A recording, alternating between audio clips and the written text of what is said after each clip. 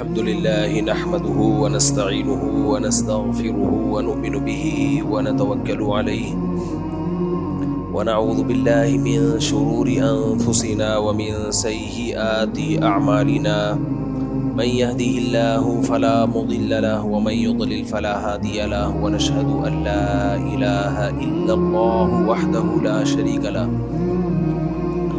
ونشهد أن سيدنا وحبيبنا وشفيعنا وسندنا محمدا عبده ورسوله صلى الله تعالى عليه وعلى آله وأصحابه وبارك وسلم تسليما كثيرا كثيرا أما بعد فأعوذ بالله من الشيطان الرجيم بسم الله الرحمن الرحيم وَلَنَبْلُوَنَّكُمْ بِشَيْءٍ مِّنَ الْخَوْفِ وَالْجُوعِ وَنَقْصٍ مِّنَ الْأَمْوَالِ وَالْأَنفُسِ وَالثَّمَرَاتِ وَبَشِّرِ الصَّابِرِينَ الَّذِينَ إِذَا أَصَابَتْهُم مُّصِيبَةٌ قَالُوا إِنَّا لِلَّهِ وَإِنَّا إِلَيْهِ رَاجِعُونَ أُولَٰئِكَ عَلَيْهِمْ صَلَوَاتٌ مِّن رَّبِّهِمْ وَرَحْمَةٌ وَأُولَٰئِكَ هُمُ الْمُهْتَدُونَ وقال النبي صلى الله عليه وسلم ليس منا من مات على العصبية أو كما قال صلى الله عليه وسلم۔ قرآن مجید کی آیت اور نبی صلی اللہ علیہ وسلم کی حدیث پڑھی ہے۔ اللہ تعالیٰ سے دعا ہے اللہ تعالیٰ صحیح طرح سے بات کہنے کی، سننے کی، سمجھنے کی، اور پھر اللہ عمل کی ہم سب کو توفیق عطا فرمائے۔ قرآن مجید میں اللہ تعالیٰ کا ارشاد ہے وَلَنَبْلُوَنَّكُمْ بِشَيْءٍ مِّنَ الْخَوْفِ وَالْجُوعِ وَنَقْصٍ مِّنَ الْأَمْوَالِ وَالْأَنفُسِ وَالثَّمَرَاتِ۔ ہم تمہیں ضرور بھی ضرور آزمائیں گے، خوف میں مبتلا کر کے۔ یہ خوف تمہیں جان کا بھی ہوگا، مال کا بھی ہوگا، تمہاری پیداوار میں کمی کا بھی ہوگا۔ ہر طرح کی آزمائشیں تم پر آئیں گی، اور اللہ کہہ دے صرف آئیں گی نہیں، وَلَنَبْلُوَنَّكُمْ ضرور ضرور آئیں گی۔ کیوں آئیں گی بھائی؟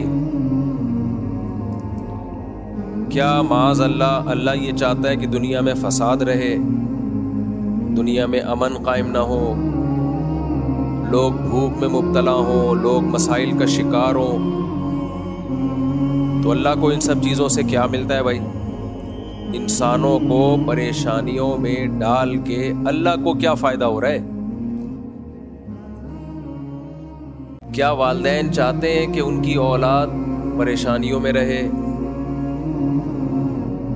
لیکن حدیث میں تو آتا ہے بھائی اللہ کو اپنی مخلوق سے محبت ماں سے 70 گنا زیادہ ہے۔ تو پھر اللہ تعالیٰ کیوں انسان کو پریشانیوں میں بھی ڈالتے ہیں؟ وَلَنَبْلُوَنَّكُمْ بِشَيْءٍ مِّنَ الْخَوْفِ وَالْجُوعِ، خوف میں ڈالیں گے، بھوک میں ڈالیں گے، وَنَقْصٍ مِّنَ الْأَمْوَالِ، مال کا نقصان بھی ہوگا، وَالْأَنفُسِ، جانوں کا نقصان بھی ہوگا، والثمرات، پیداوار کا نقصان بھی ہوگا۔ سارے ہی نقصانات اللہ نے ذکر کر دیے۔ تو اتنے سارے نقصانات میں ڈالنے سے اللہ چاہتے کیا ہیں؟ اللہ بتاتے ہیں، میں بتاتا ہوں کیا چاہتا ہوں میں نے دنیا کو دارالامتحان بنایا ہے۔ دنیا عیش کی جگہ نہیں ہے، مزے کی جگہ نہیں ہے۔ یہاں مزے ملیں گے تمہیں، لیکن یہ جگہ مزوں کی نہیں ہے۔ یہاں پیٹ بھرے گا تمہارا، لیکن یہ جگہ پیٹ بھرنے کی نہیں ہے۔ یہاں دولت ملے گی تمہیں، لیکن یہ جگہ دولت کمانے کی نہیں ہے۔ یہاں تمہیں صحت ملے گی، لیکن یہ جگہ صحت کمانے کی نہیں ہے۔ یہاں تم شادیاں کرو گے، لیکن یہ جگہ شادیاں کرنے کی نہیں ہے۔ یہاں تم لائف کو انجوائے بھی کرو گے، لیکن یہ انجوائمنٹ کی جگہ نہیں ہے۔ پھر کس کی جگہ ہے اللہ یہ تو نے بنائی کیوں ہے؟ کافر کہتا ہے ایسا ہی بنا دی اللہ نے، کوئی وجہ نہیں ہے۔ کچھ کافر کہتے ہیں بنائی کہاں، بن گئی خود بخود، خود بخود ہمارا دماغ بن گیا، خود بخود ہماری آنکھیں بن گئی، خود بخود ہماری ناک بن گئی، خود بخود ہم سب بن گئے اور چل پھر رہے ہیں، آٹومیٹیکلی یہ سب کچھ ہو رہا ہے۔ ہو نہیں سکتا بھائی، آٹومیٹک مشین بھی بنائی جاتی ہے، بنتی نہیں ہے۔ مینول سے زیادہ تو آٹومیٹک مشکل ہے۔ پہلے مینول مشینیں ایجاد ہوئی ہیں، آٹومیٹک بعد میں، ان پہ زیادہ محنت ہوئی ہے۔ تو آٹو پہ بھی سیٹ ہونے میں ٹائم لگتا ہے، پہلے کوئی آپ کو ایک ٹریک پہ چلاتا ہے پھر آپ آٹو ہو جاتے ہیں۔ جیسے کچھ لوگ دوسری شادی کرتے ہیں، پھر تیسری کرتے ہیں، پھر وہ آٹو پہ سیٹ ہو جاتے ہیں، کرتے ہی رہتے ہیں، کو روکنا پڑتا ہے بس کرو۔ کچھ لوگ میلے رہتے ہیں، گندے میلے گندے رہ کے سیٹ ہو جاتے ہیں، کس پہ؟ میل کچیل پہ۔ کچھ صاف ستھرے رہ کے سیٹ ہو جاتے ہیں، کس پہ؟ صفائی پہ۔ اب ان کو صفائی ستھرائی کی ترغیب دینے کی ضرورت نہیں ہوتی بھائی، وہ اسی پہ سیٹ ہو گئے۔ لیکن شروع میں سیٹ کوئی کرتا ہے یا خود آپ ہوتے ہیں، یہ کام آٹومیٹیکلی نہیں ہوتا۔ تو کافر تو آرام سے جان چھوڑا لیتا ہے، وہ کہتا ہے بھائی یہ جو دنیا میں حوادث ہو رہے ہیں، جنگیں ہو رہی ہیں، میزائل آ رہے ہیں، ڈرون آ رہے ہیں، یہاں سے جا رہے ہیں، ادھر سے تشریف لا رہے ہیں، اور سائرن بج رہے ہیں جنگ کے، یہ سب کیا ہے؟ نیچرل، آٹومیٹیکلی یہ ہو رہا ہے، سسٹم چلتا رہے گا ایسے۔ بیماریاں آئیں، پریشانیاں آئیں، کووڈ آیا، پوری دنیا کو لپیٹ لیا اس نے، موتیں ہوتی ہیں، ایکسیڈنٹ ہوتے ہیں، تو وہ اس کے پاس تو اس نے ایک جواب تراشا ہوا ہے جس کا قرآن نے بھی تذکرہ کیا، ان ہی الا حیاتنا الدنیا نموت ونحیا وما یہلکنا الا الدہر۔ بھائی یہ نیچرل ہے، دنیا کی زندگی ہے، اور زمانے کے تصرفات ہیں، زمانہ کسی کو اٹھاتا ہے، کسی کو گراتا ہے، زمانہ کبھی خوشیاں دیتا ہے، لوگ کہتے ہیں ٹائم، پہلے کہتے تھے وقت کی بات ہوتی ہے، بندے دی بات ہوتی ہے، تے وقت کی بات ہوتی ہے، اب کہتے ہیں ٹائم کی بات ہوتی ہے، کل کہیں گے ٹائم کی ٹاک ہوتی ہے، سب کچھ انگلش میں آہستہ آہستہ کنورٹ ہو رہا ہے۔ امام حضرات نے دعا بھی انگلش میں مانگنا شروع کر دی اب تو، اے اللہ ہماری تمام پرابلمز کو حل فرما دے۔ میں نے کہا امام صاحب کو چاہیے تھا جب اتنی انگلش ہے تو حل کو سولو کہہ دیتے، اے اللہ ہماری تمام پرابلمز کو سولو فرما دے، اور اے اللہ کہنے کی کیا ضرورت ہے؟ او اللہ بولو، او اللہ۔ آہستہ آہستہ ہم کدھر کو کھسک رہے ہیں؟ سب ادھر کو کھسک رہے ہیں، انگلش کی طرف۔ انگلش ضرور سیکھو، بین الاقوامی زبان ہے، میری اور آپ کی ضرورت ہے، لیکن اپنی زبان سے رشتہ مت توڑو بھائی۔ اب بھی کسی چیز میں بیلنس ہے ہی نہیں، یا تو ادھر کو کھسک جاتے ہیں پورا، یا بالکل ہی دیسی ہو جاتے ہیں۔ خیر، تو کافر کے پاس تو جواب آسان ہے، کافر کا بچہ ہم کہتے ہیں نا جس کو، اس کے پاس جواب کیا ہے؟ آسان۔ اس کے پاس جواب آسان ہے بھائی، یہ تو خود بخود ہو رہا ہے، آٹومیٹیکلی ہو رہا ہے، کبھی بزنس اوپر جائے گا، کبھی بزنس نیچے جائے گا، اس میں اللہ کہاں ہے؟ وما یہلکنا الا الدہر، دہر ٹائم کو کہتے ہیں، زمانے کو کہتے ہیں، جس کو ہندی میں زمانہ کہتے ہیں۔ رمضان کو ہندی میں رمضان بولتے ہیں، رمضان میں مسلمان روزے رکھتے ہیں، یہ رمضان میں روزے رکھیں گے۔ بہرحال زبان کی بات ہوتی ہے، ٹائم کی بات ہوتی ہے۔ تو وما یہلکنا الا الدہر، کافر کہتا تھا ہمیں زمانہ ہلاک کرتا ہے، زمانہ ہمیں نوازتا ہے۔ نبی صلی اللہ علیہ وسلم نے فرمایا لا تسبوا الدہر، زمانے کو برا مت کہو، اس لیے کہ زمانہ کچھ نہیں کرتا، اصل میں کرتا کون ہے؟ اللہ کرتا ہے۔ یہاں مقصد یہ ہے کہ زمانے کی طرف یقینی نسبت، حقیقی نسبت نہ کرو. مجازن تو نسبت ہو جاتی ہے، حقیقت میں کون کر رہا ہے بھائی؟ اللہ. کافر کو دھوکہ اس سے ہوتا ہے کہ اللہ جب کوئی کام کرتا ہے تو اس کے لیے سبب اختیار کرتا ہے. جو سبب اللہ نے پیدا کی ہے نا، انہیں اسباب، تو اس کی توجہ اسباب کی طرف چلی جاتی ہے، اللہ کی طرف نہیں جاتی. اب دیکھو، 2 دکانیں ہم نے دیکھی ہیں اس طرح بہت. 2 دکانیں، دونوں لسی کی دکانیں ہیں، ذائقہ سیم. ایک کی دکان ایسی چل رہی ہے کہ روکنے سے رک نہیں رہی، وہ کسٹمر کو بھگا رہا ہے، یہ میں نے خود اپنی آنکھوں سے دیکھا ہے. اور دوسرا بیٹھ کے مکھیاں مار رہا ہے. وہ کہہ رہا ہے کوئی نہ پیے، کم از کم مکھی تو نہ پیے نا. لوگ نہ پیے کوئی بات نہیں ہے، لیکن یہ دکان میں نے مکھیوں کے لیے نہیں کھولی. اب کافر بولے گا بھائی اصل میں ہوتا یہ ہے کہ جب کوئی بندہ آ رہا ہوتا ہے تو اس کی دکان پہ رش دیکھ کے ادھر چلا جاتا ہے، اس کی دکان پہ رش نہیں ہے. بھائی ٹھیک ہے، لیکن یہ سبب اللہ نے اس کے لیے پیدا کر دیا، اس کے لیے پیدا نہیں کیا.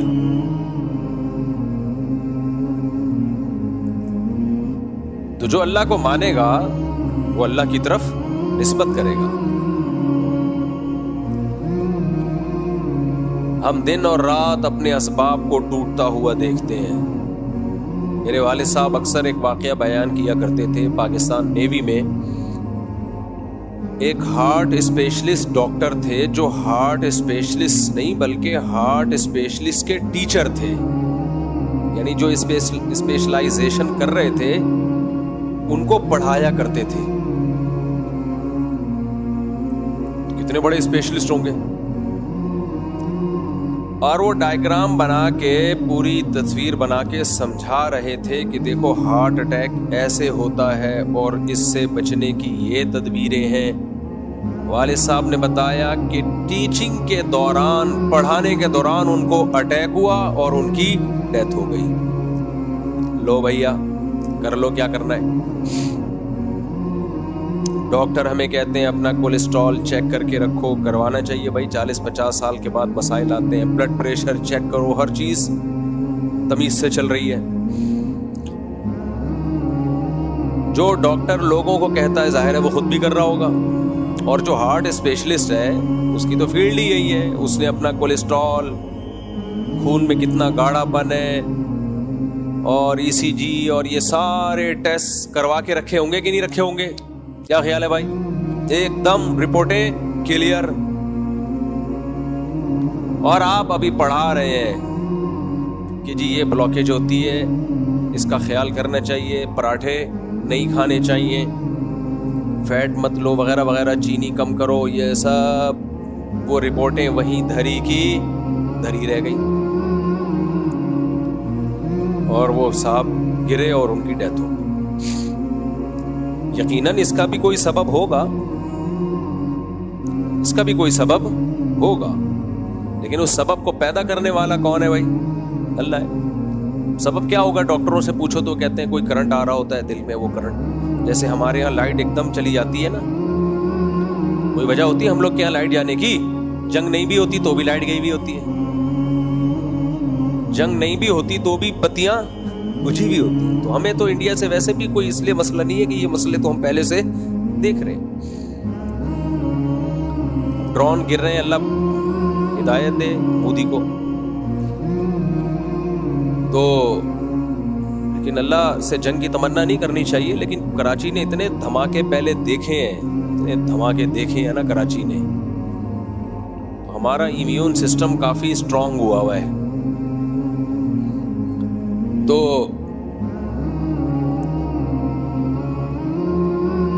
وہ کیا ہوتا ہے کہ ڈاکٹر کہتے ہیں کہ ادھر کرنٹ آتا ہے دماغ سے دل کی طرف. بعض دفعہ بیٹھے بیٹھے وہ کرنٹ ڈسکنیکٹ ہو جاتا ہے تو آپ کے دل کو انرجی نہیں ملتی، کرنٹ نہیں ملتا، اس سے وہ دھڑکنا چھوڑ دیتا ہے. میں تو ہر طرح کے لوگوں سے، آپ کو ڈرانا مقصد نہیں ہے کہ آپ ڈر جائیں کہ یار کرنٹ ہمارا نہ کہیں غائب ہو جائے. ڈرانا مقصد نہیں ہے، مقصد تو ڈرانا ہی ہے. تک ڈرو گے نہیں، اللہ کو مانو گے کیسے؟ اللہ کی مان کے کیسے چلو گے؟ یہ اتنا زیادہ دنیا سے دل لگا کے جو ہم بیٹھ گئے ہیں نا، ہر شخص نے یہ فرض کر لیا کہ میں 100 سال جیوں گا، مجھے کچھ بھی نہیں ہوگا، میں تو جوان ہوں، میری رپورٹیں کلیئر ہیں، میں نہیں مروں گا۔ احمقوں کی اس جنت سے فوراً سے پہلے نکل آؤ۔ احمقوں کی جنت پتہ ہے کسے کہتے ہیں؟ سارے جہنم کے اسبابوں اور بندہ سمجھ رہا ہو کہ میں بیٹھا ہوا کہاں ہوں جنت میں، جس کو کہتے ہیں احمقوں کی جنت۔ تو مقصد آپ کو ڈرانا ہی ہے، کسی بھی وقت مر سکتے ہو۔ ایک بم تو وہ وہاں سے آنے کا خطرہ ہے، لیکن ایک بم ہماری باڈی میں بم لگے ہوئے ہیں، گرنیڈ فٹ ہوئے ہوئے ہیں، کوئی بھی کسی وقت پھٹ سکتا ہے۔ تو میرے ہر طبقے سے ملنا ہوتا ہے، بڑے بڑے ڈاکٹرز اور ہر فیلڈ کے ڈاکٹروں سے۔ تو یہ جو ہارٹ اسپیشلسٹ ڈاکٹر ہوتے ہیں نا، ان سے میں نے ایک دفعہ پوچھا کہ ہم تو دیکھتے ہیں کچھ لوگوں کو کوئی ہارٹ کا پرابلم نہیں ہوتا، پھر بھی مر جاتے ہیں۔ جیسے آپ نے دیکھا ہوگا کچھ فٹ بالر ہیں، کھیل کے دوران مر گئے۔ اگر انہیں انجائنا کا کوئی پرابلم ہوتا، بلاکیج ہوتی، تو اتنی تیز بھاگ سکتے وہ؟ سوال ہی پیدا نہیں ہوتا۔ ڈاکٹر کہتے ہیں نا، جو آدمی جاگنگ کر رہا ہے اور سانس پھول رہا ہے اور سینے میں پین نہیں ہو رہا، اس کا مطلب اس کی جتنی آرٹریز ہیں وہ سب اوپن ہیں، وہ بالکل کھلی ہوئی ہیں۔ لیکن ہم دیکھتے ہیں بھاگتے بھاگتے دھڑام سے گرے، انا للہ۔ تو میں نے ایک ہارٹ اسپیشلسٹ سے پوچھا، میں نے کہا یہ کیا کہانی؟ بعض دیکھا ہم نے ساری رپورٹیں کلیئر ہیں، بیٹھے بیٹھے نکل لیے۔ تو ڈاکٹر کہتے ہیں بھائی وہ کرنٹ آ رہا تھا، وہ کسی وجہ سے فیوز اڑ گیا یا کیا ہو گیا، جیسے موٹر چلتے چلتے اچانک بند، پتہ چلا جی وہ فیوز اڑ گیا ہے۔ فیوز بھی بہت لوگوں کا اڑتا رہتا ہے۔ تو کافر کہے گا بھائی دیکھو وہ تو ایک نیچرل ہے، وہاں سے کرنٹ آتا ہے اور اچانک ڈسکنیکٹ ہو جاتا ہے تو مرنا ہے۔ بھائی بات یہ ہے کہ اللہ نے جو اللہ دل کو اتنا مضبوط بنا سکتا ہے کہ 100 سال دھڑکتا رہے، وہ اللہ جس نے بچے کی پیدائش سے لے کے 60 سال 50 سال تک اس کرنٹ کو ڈسکنیکٹ نہیں ہونے دیا، وہ ایسا سسٹم بنا سکتا تھا نا کہ موت تک ڈسکنیکٹ نہ ہوتا۔ اس نے اس میں ایک سقم کیوں رکھا ہے، ایک فالٹ کیوں رکھا ہے؟ کبھی کبھار وہ ڈسکنیکٹ بھی ہوتا ہے، وہ فالٹ اس نے اس لیے رکھا ہے بتانے کے لیے کہ میں نے تمہیں لوہے کا نہیں بنایا، میں نے تمہیں ایسا بنایا ہے کہ کوئی بھی کسی بھی ٹائم پہ مر سکتا ہے۔ اے اللہ، جاپانی جب مشین بناتے ہیں تو وارنٹی دیتے ہیں 20 سال کی، 30 سال کی، 100 سال کی، 500 سال کی وارنٹیاں بھی ہیں، اور تو احسن الخالقین ہے، فتبارک اللہ احسن الخالقین، تو سب سے اچھا بنانے والا ہے، اور تو 1 منٹ کی بھی وارنٹی نہیں دے رہا ہے۔ بھائی 1 سیکنڈ کی بھی اللہ گارنٹی نہیں دے رہا کسی کو کہ تو بچے گا، عصر تک بچے گا یا ظہر تک بچے گا یا کل تک بچے گا یا 50 سال تک بچے گا، کسی ایک کی بھی کوئی گارنٹی ہے نہیں ہے۔ تو کیا مطلب؟ ایک طرف اللہ کہہ رہے ہیں تبارک اللہ احسن الخالقین، سب سے بہتر بنانے والا کون ہے؟ میں ہوں۔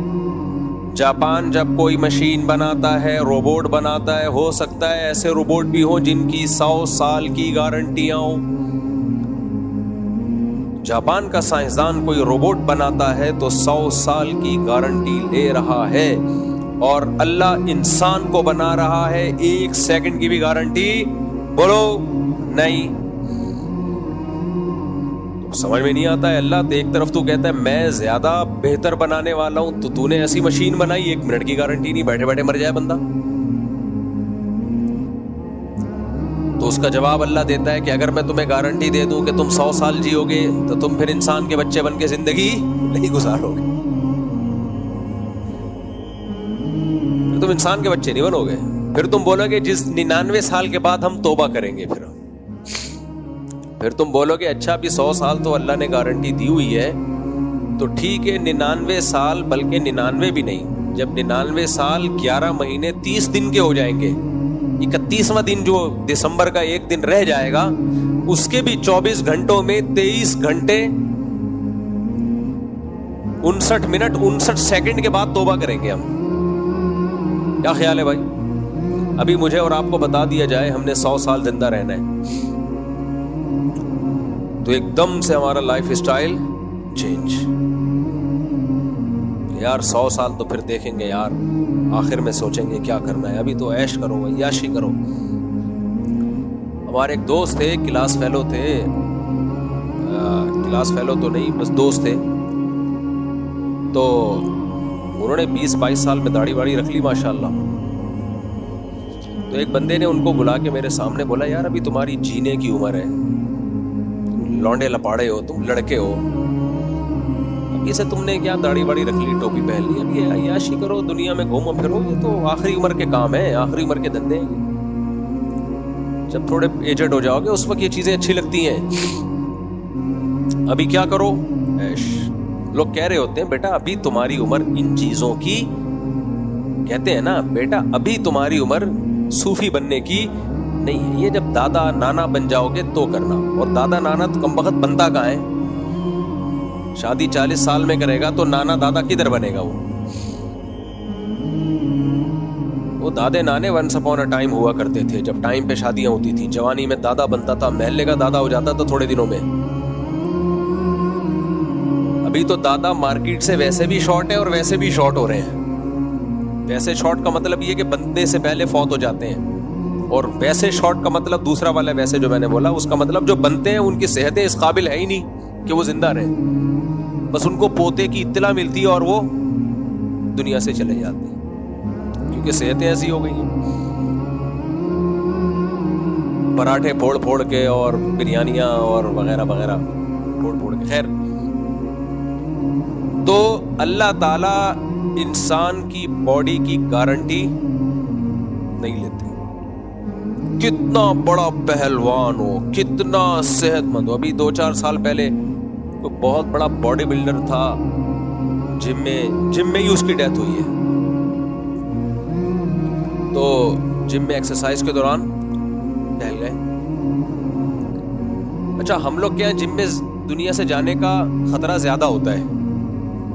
باہر ملکوں میں نے دیکھا ہے جب کوئی ایکسرسائز کے لیے جم میں جاتا ہے اس کا پہلے بی پی چیک ہوتا ہے, اس کی شوگر چیک ہوتی ہے, سمجھ رہے کہ اس قابل بھی ہے تو اس کے بعد وہ اجازت دیتے ہیں. ہمارے یہاں ہوتا ہے کچھ چلے جاؤ. اب بعض دفعہ آدمی کی شوگر ویسے ہی لو ہوئی ہوئی ہوتی ہے, اس کو پتہ نہیں ہوتا. شوگر کا پیشنٹ بن چکا ہوتا ہے, اس کو پتہ ہی نہیں ہوتا میں شوگر کا پیشنٹ ہوں. اس نے ایکسرسائز کی, اس کی شوگر اور زیادہ لو ہوئی اور وہیں سے لو بھائی, شوگر لو ہوئی اور کام ہو گیا, لو بھائی نکل لیے. بی پی بہت زیادہ پہلے سے لو ہوا ہے, تھوڑی ایکسرسائز کی, ایکسرسائز سے بی پی اور لو ہو جاتا ہے, پسینہ وسینہ نکلتا ہے. تو نکلا تو تھوڑا بہت اندر کچھ بچا تھا وہ بھی ختم. خیر, یہ کیا قصے لے کے بیٹھ گیا میں. تو میں یہ عرض کر رہا ہوں کہ دیکھو انسان کی باڈی کی گارنٹی اللہ نے نہیں لی. اب معاذ اللہ یا تو اس کی علامت ہے کہ وہ بنانے والا کہ بنانے میں نقص ہے. ظاہر ہے بنانے والے کے بنانے میں نقص نہیں ہو سکتا. اس نے سورج بنایا, اربوں سال سے اتنی انرجی دے رہا ہے, کبھی تھکا نہیں ہے. 13 لاکھ گنا زمین سے بڑا, 13 لاکھ زمینیں اکلوتے سورج میں آ سکتی ہیں, اور ایسے دہکتا ہوا جہنم کا انگارہ ہے, وہ ایسی آگ پھینک رہا ہے.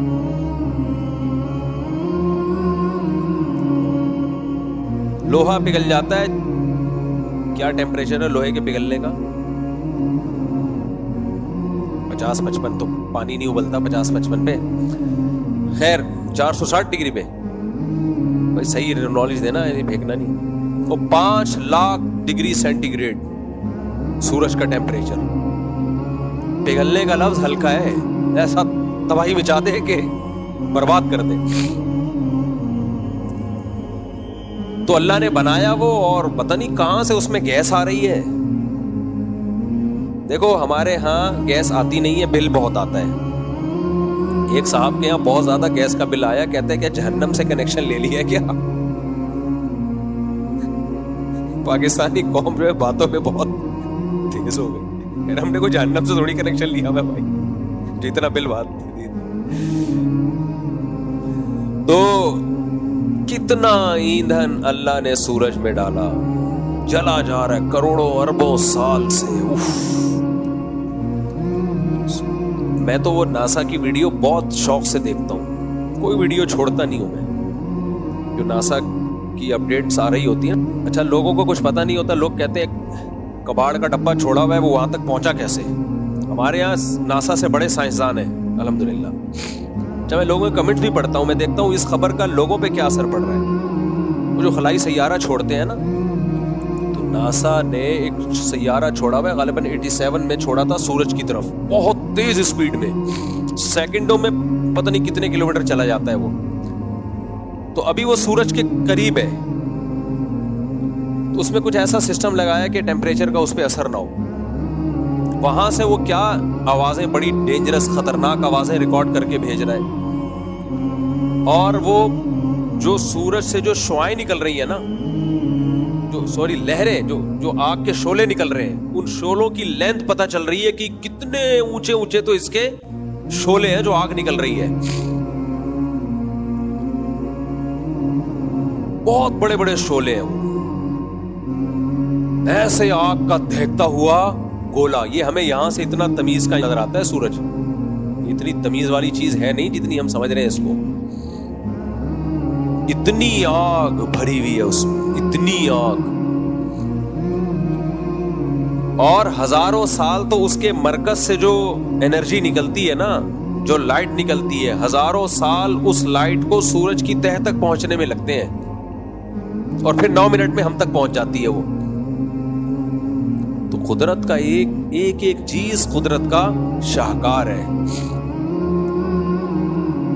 और कमाल की बात है, वो सूरज क्या कर रहा है, जमीन को अपने महवर पे घुमा रहा है, जमीन चांद को अपने महवर पे घुमा रही है, जमीन चांद को अपने गिर्द घुमाते हुए सूरज के गिर्द भी घूम रही है, और सूरज इन सैयारों को अपने गिर्द घुमाते हुए कहकशां के गिर्द घूम रहा है। ये ऐसे छप चलते चले जा रहे हैं, तमीज से परेड हो रही है पूरी।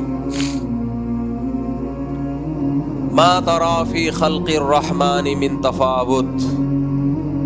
तबारकल्लज़ी में सूरह मुल्क में अल्लाह कहते हैं, फर्जिइल बसरा हल तरा मिन फुतूर सुम्मा अर्जिइल बसरा कर्रतैन यंक़लिब इलैकल बसरु खासिअन व हुवा हसीर। कि तू इस कायनात की वसतों में जरा नजर उठा के देख, तुझे खुदा की बनाई हुई चीजों में कोई ऐब नजर नहीं आएगा। अल्लाह कहते हैं एक दफा जरा नजर घुमा, सुम्मा अर्जिइल बसर, नजर घुमा के थक गया है, बैठ गया है, दोबारा एक दफा हमारे कहने पर दोबारा नजर उठा के देख, आसमानों की वसतों में गौर कर। उस वक्त आसमानों की वसतों में गौर करना मुमकिन था नहीं, बस यूं नजर उठाई यही। आज तो आसमानों की वसतों में गौर करना आसान है, कितने बड़े बड़े सैयारे छोड़े हुए साइंसदानों ने। तो अल्लाह कहते हैं सुम्मा अर्जिइल बसरा कर्रतैनी, दोबारा अपनी नजर उठा, एक दफा नहीं दोबारा गौर कर, बार बार। कर्रतैनी का मतलब बार बार ये काम कर। यंक़लिब इलैकल बसरु खासिअन, ए काफिर जो खुदा की तख्लीक में ऐब निकालता है, तेरी नजर तुझ पर वापस लौटेगी और जलील भी हो चुकी होगी, वहुवा हसीर, और थक चुकी होगी। बाज़ दफा जिल्लत होती है, थकता नहीं है आदमी, वो कहता है दोबारा ट्राई करता हूं मैं। आप गए किसी ताकतवर से लड़ने के लिए, उसने एक थप्पड़ लगा दिया आपको, आप जलील तो हो गए सबके सामने, लेकिन अभी थके नहीं हो। आप कहते हो चलो दोबारा ट्राई करेंगे, दोबारा गए, उसने फिर एक चपेट लगा दिया, पब्लिक में फिर जलील हो गए, लेकिन अभी आप थके नहीं हो। एक वक्त आता है मार खाते खाते आप जलील तो हो रहे हो, थक भी जाते हो, बोलते हो भाई ये नहीं हो सकता, अब मैं दोबारा ये कोशिश नहीं करूंगा। तो अल्लाह कहते हैं इस कायनात की वसातों में जब तुम गौर करोगे, इस कायनात की वसातों में, आसमानों में देखोगे, गौर करोगे, नजर दौड़ाओगे, तो एक दफा जब नजर दौड़ाओगे कि अल्लाह की बनाई हुई तख्लीक में कोई ऐब निकाले हम, तो तुम्हारी नजर जलील हो जाएगी, थकेगी नहीं। तुम कहोगे दोबारा हम तहकीक करेंगे, भाई शायद कुछ अल्लाह की बनाई हुई मखलूक में कोई ऐब हम तलाश कर सकें। लेकिन जब बार बार हमारे मशवरे पर ये काम करोगे, हम तुम्हें हुक्म दे रहे करो, तो एक वक्त आएगा खासिअन भी होगी, हसीर भी होगी, हसरत से थकी हुई और जलील भी हो चुकी होगी। कोई भी चीज उठा के देख ले कायनात, मच्छर पे गौर कर लो, پاگل ہو جاتا ہے آدمی. یار اللہ نے اتنی سی مخلوق کو ایسا زبردست بنایا ہے, 100 آنکھیں اس کی کھوپڑی پہ لگا دی, اتنی سی کھوپڑی پہ 100 آنکھ. تبھی مچھر 360 پہ دیکھتا ہے, 360 پہ دیکھ رہا ہوتا ہے مچھر. نہیں آئی سمجھ میں, ہم سمجھ رہے تو ادھر کو جا رہا ہے, ادھر نظر آ رہا ہے. نا نا نا نا, وہ پیچھے دیکھ رہا ہے کہ بندہ بیٹھا ہوا ہے, ابھی اس کا خون چوسنا ہے. اور یہ کام مچھر نہیں کرتا, مچھریا کرتی ہے. مادہ مچھر خون چوستی ہے, نر مچھر خون. کچھ چیزیں کامن ہوتی ہیں, استغفر اللہ. تو مادہ مچھر کیا کرتی ہے؟ خون چوستی. نر مچھر نہیں, وہ مادہ مچھر کو انڈے دینے ہوتے ہیں نا, تو اس کے لیے اس کو خون چاہیے ہوتا ہے. اب دیکھو ہمیں ہی کاٹتی ہے اور ہمارے ہی خون پہ انڈے بھی دیتی ہے. یعنی اس کی ماں نے ہمارا خون پیا تھا تو اس کو جنا تھا. احسان فراموشی ہے یا نہیں ہے؟ ہمارا خون نہ پیا ہوتا تو اس مچھریا کی ماں نے اس کو جنا ہوتا نہ. ہمارا خون پی کے اس کی ماں نے اس کو جنا. اس کا شکر کا تقاضا یہ تھا اب ہمارا خون نہ پیتی, کہ بھئی مجھے تو زندگی انسان کے خون کے پینے سے ملی ہے. میری ماں نے ان کا خون پیا تھا مفتی صاحب کا, تو میں پیدا ہوئی. یا آپ مفتی صاحب کا یا مستفتی صاحب کا جو بھی ہے, تو اس کا تقاضا ہے. لیکن کہتی ہے نہیں, میری ماں نے تیرا خون پی کے مجھے جنا تھا, اب میں بھی تیرا خون پی کے اپنے بچوں کو جنوں. اٹ از کالڈ احسان فراموشی. بہت بڑی احسان فراموشی ہے جو استغفر اللہ, جو مچھریا کو نہیں کرنی چاہیے. خیر, تو کیا بات کر رہا تھا یار, کدھر کو نکل گئے ہم. ہاں, اللہ تعالیٰ کہتے ہیں ما ترى فی خلق الرحمن من تفاوت, تمہیں رحمان کی تخلیق میں بنائی ہوئی چیزوں میں کوئی عیب نظر نہیں آئے گا. عیب کا مطلب کیا ہے؟ جس چیز کو جیسا بنانا چاہیے تھا نا, ہونا چاہیے اس کی نیچر کے مطابق, بالکل ویسا ہی بنایا ہے اس کو, بالکل ویسا بنایا ہے. تو یہ اس کی علامت ہے بھائی, بنانے والا ناقص نہیں ہے. لیکن پھر وہی سوال, اے اللہ, جاپان تو یہ دعویٰ نہیں کرتا کہ میری بنائی ہوئی چیزوں میں کوئی عیب نہیں ہے, بلکہ انہوں نے کمپنیاں بٹھائی ہوئی ہیں, سوزوکی کمپنی, ٹویوٹا کمپنی میں کچھ سائنٹسٹ اور انجینئرز ہر وقت بیٹھے رہتے ہیں. بھائی کہیں کوئی فالٹ نظر آئے تو بتاؤ, اگلی جب جو پروڈکٹ مارکیٹ میں آئے گی تو اس میں ہم اس فالٹ کو دور کریں گے. تبھی وہ جاپانی کمپنیوں کا اب تک کوئی مقابلہ نہیں کر سکا ہے. اس کی وجہ یہ ہے کہ جب کوئی کمپنی لاتی ہے نا کچھ پروڈکٹ مارکیٹ میں, تو جاپان اس سے ایک اسٹیپ آگے جا چکا ہوتا ہے. تو لیکن جب جاپان چیزیں بنا رہا ہے بھائی, وہ کہہ رہے ہیں, میں یہ دعویٰ نہیں کرتا کہ کوئی فالٹ نہیں ہے, ہو سکتا ہے, ہمیں بتائیے, کمپنی اس کو اگلی دفعہ میں ٹھیک کر دے گی. لیکن پھر بھی وہ گارنٹی لیتا ہے 100 سال کی, 150 سال کی, 200 سال کی, 50 سال کی گارنٹیاں لے رہی ہے. اللہ کہہ رہے ہیں میری بنائی ہوئی تخلیق میں کوئی فالٹ نہیں ہے, لیکن گارنٹی نہیں لے رہا. اتنی سی بھی گارنٹی نہیں ہے. بعض دفعہ تو اللہ نے, فرشتے نے ماں کے پیٹ میں لکھ دیا ہوتا ہے یہ بچہ پیدا ہونے سے پہلے مرے گا. یہ ماں کے پیٹ میں لکھ دیا جاتا ہے کہ یہ بچہ پیدا ہونے سے پہلے مر جائے گا, یہ پیدا ہوتے ہی مر جائے گا, یہ پیدا ہونے کے سال بعد مر جائے گا, یہ پیدا ہونے کے 2 سال بعد مر جائے گا, یہ 50 سال کا ہو کے مرے گا, اور یہ 100 سال کا ہو کے بھی نہیں مرے گا. جیسے طارق بھائی, اللہ ان کی عمر میں بہت برکت دے, ماشاءاللہ, اللہ اور برکت دے ان کی عمر میں. ان کے ساتھ کے جتنے تھے مارکیٹ سے, ہماری مسجد کمیٹی کے پرانے صدر تھے, اللہ نے ان کو بڑا اسٹیمنا دیا ہے, حوصلہ دیا ہے, بہت ساری بیماریاں جھیلی ہیں انہوں نے. اچھا, جب بھی مجھ سے ملتے, مفتی صاحب میرا آخری وقت ہے, بس میں جا رہا ہوں. 20 سال سے یہ کہہ رہے ہیں, اللہ اور برکت دے ان کو. میرا مقصد ان کا مذاق اڑانا نہیں ہے, ان کو اپریشیٹ کرنا ہے. تو 20 سال سے کہہ رہے ہیں مفتی صاحب میں گیا, اور واقعی بیماریاں دیکھ کے لگتا ہے گئے, ان کے علاوہ ان کے ساتھ کے سب چلے گئے. تو جب میں ان کو دیکھتا ہوں کہتا ہوں صاحب بس میرا آخری وقت ہے. راشا بھی ہے نا, ان کو بس میں جا رہا ہوں. میں کہتا ہوں آپ طارق بھائی انشاءاللہ نہیں جاؤ گے, اللہ نے اپنی قدرت دکھانے کے لیے آپ کو زندہ رکھا ہوا ہے, اور مزید 20-30 سال اللہ آپ کو انشاءاللہ رکھے گا. کیونکہ میں نے دیکھا ہے جو نہیں ہل رہے تھے وہ ہل گئے. آپ ہل رہے ہو مگر ہل نہیں رہے. آپ کو اللہ اور لمبی زندگی دے. اس کی ایک وجہ ماشاءاللہ اللہ سے تعلق بھی ہے. جس کا اللہ سے تعلق ہوتا ہے ویسے ہی خوش رہتا ہے وہ. ٹینشن زیادہ لیتا نہیں ہے وہ. خیر تو بھائی اللہ تعالیٰ نے انسان کو بنایا اور اللہ کہتے ہیں میری بھی بنائی ہوئی مخلوق میں کوئی فالٹ نہیں ہے. یہاں ایک اشکال ہوتا ہے کہ معذور بچے بھی تو پیدا ہوتے ہیں اور اس طرح بھی تو ہوتے ہیں. دیکھیں وہ بھی اللہ کی تخلیق کا ایک حصہ ہے. اللہ اگر کبھی کسی کو معذور پیدا ہی نہ کرتا تو پتہ کیسے چلتا کہ معذوری کیا ہوتی ہے. عربی کا ایک مقولہ ہے تعرف الاشیاء باضدادها. ہمیشہ کسی چیز کو پہچانا جاتا ہے اس کے اپوزٹ سے. نابینا اگر نہ ہوتے تو آنکھوں کی نعمت کا پتہ نہ چلتا. تو اس 100 میں ایک آدھ اللہ نے اس لیے رکھا ہے, وہ بھی اللہ کی تخلیق کا ایک حصہ ہے, اس کی حکمتوں کا ایک حصہ ہے. فالٹ کا مطلب کوئی کام بغیر حکمت کے اس نے نہیں کیا, ہر کام حکمت سے کیا ہے.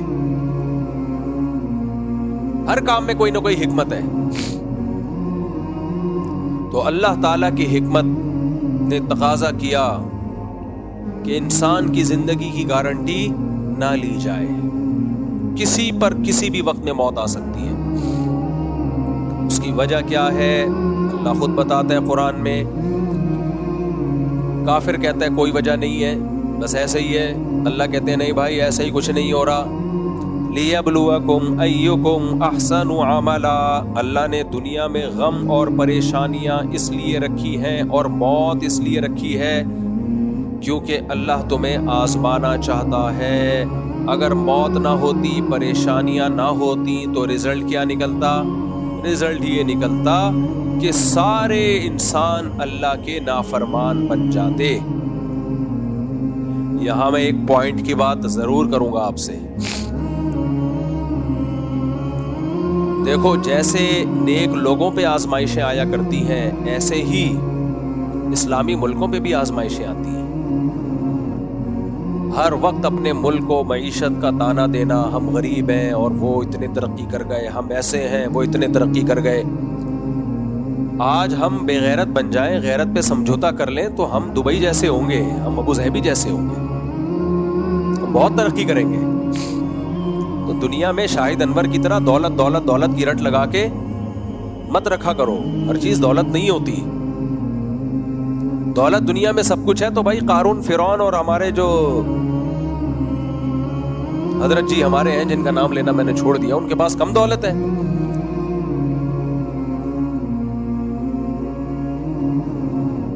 تو دولت دولت دولت دولت دولت پاگل بنا دیا. دولت کمانے کی کوشش کرو ضرور. جو سستی کاہلی کی وجہ سے غریب ہے اچھا نہیں ہے, لیکن ملے گا ہر ایک کو نہیں. کتنے لوگوں کی کوششیں ضائع جائیں گی, کچھ بھی نہیں آئے گا ان کے ہاتھ میں. اور کچھ لوگوں کو غیرت پہ سمجھوتا کرنا پڑے گا تو دولت ملے گی,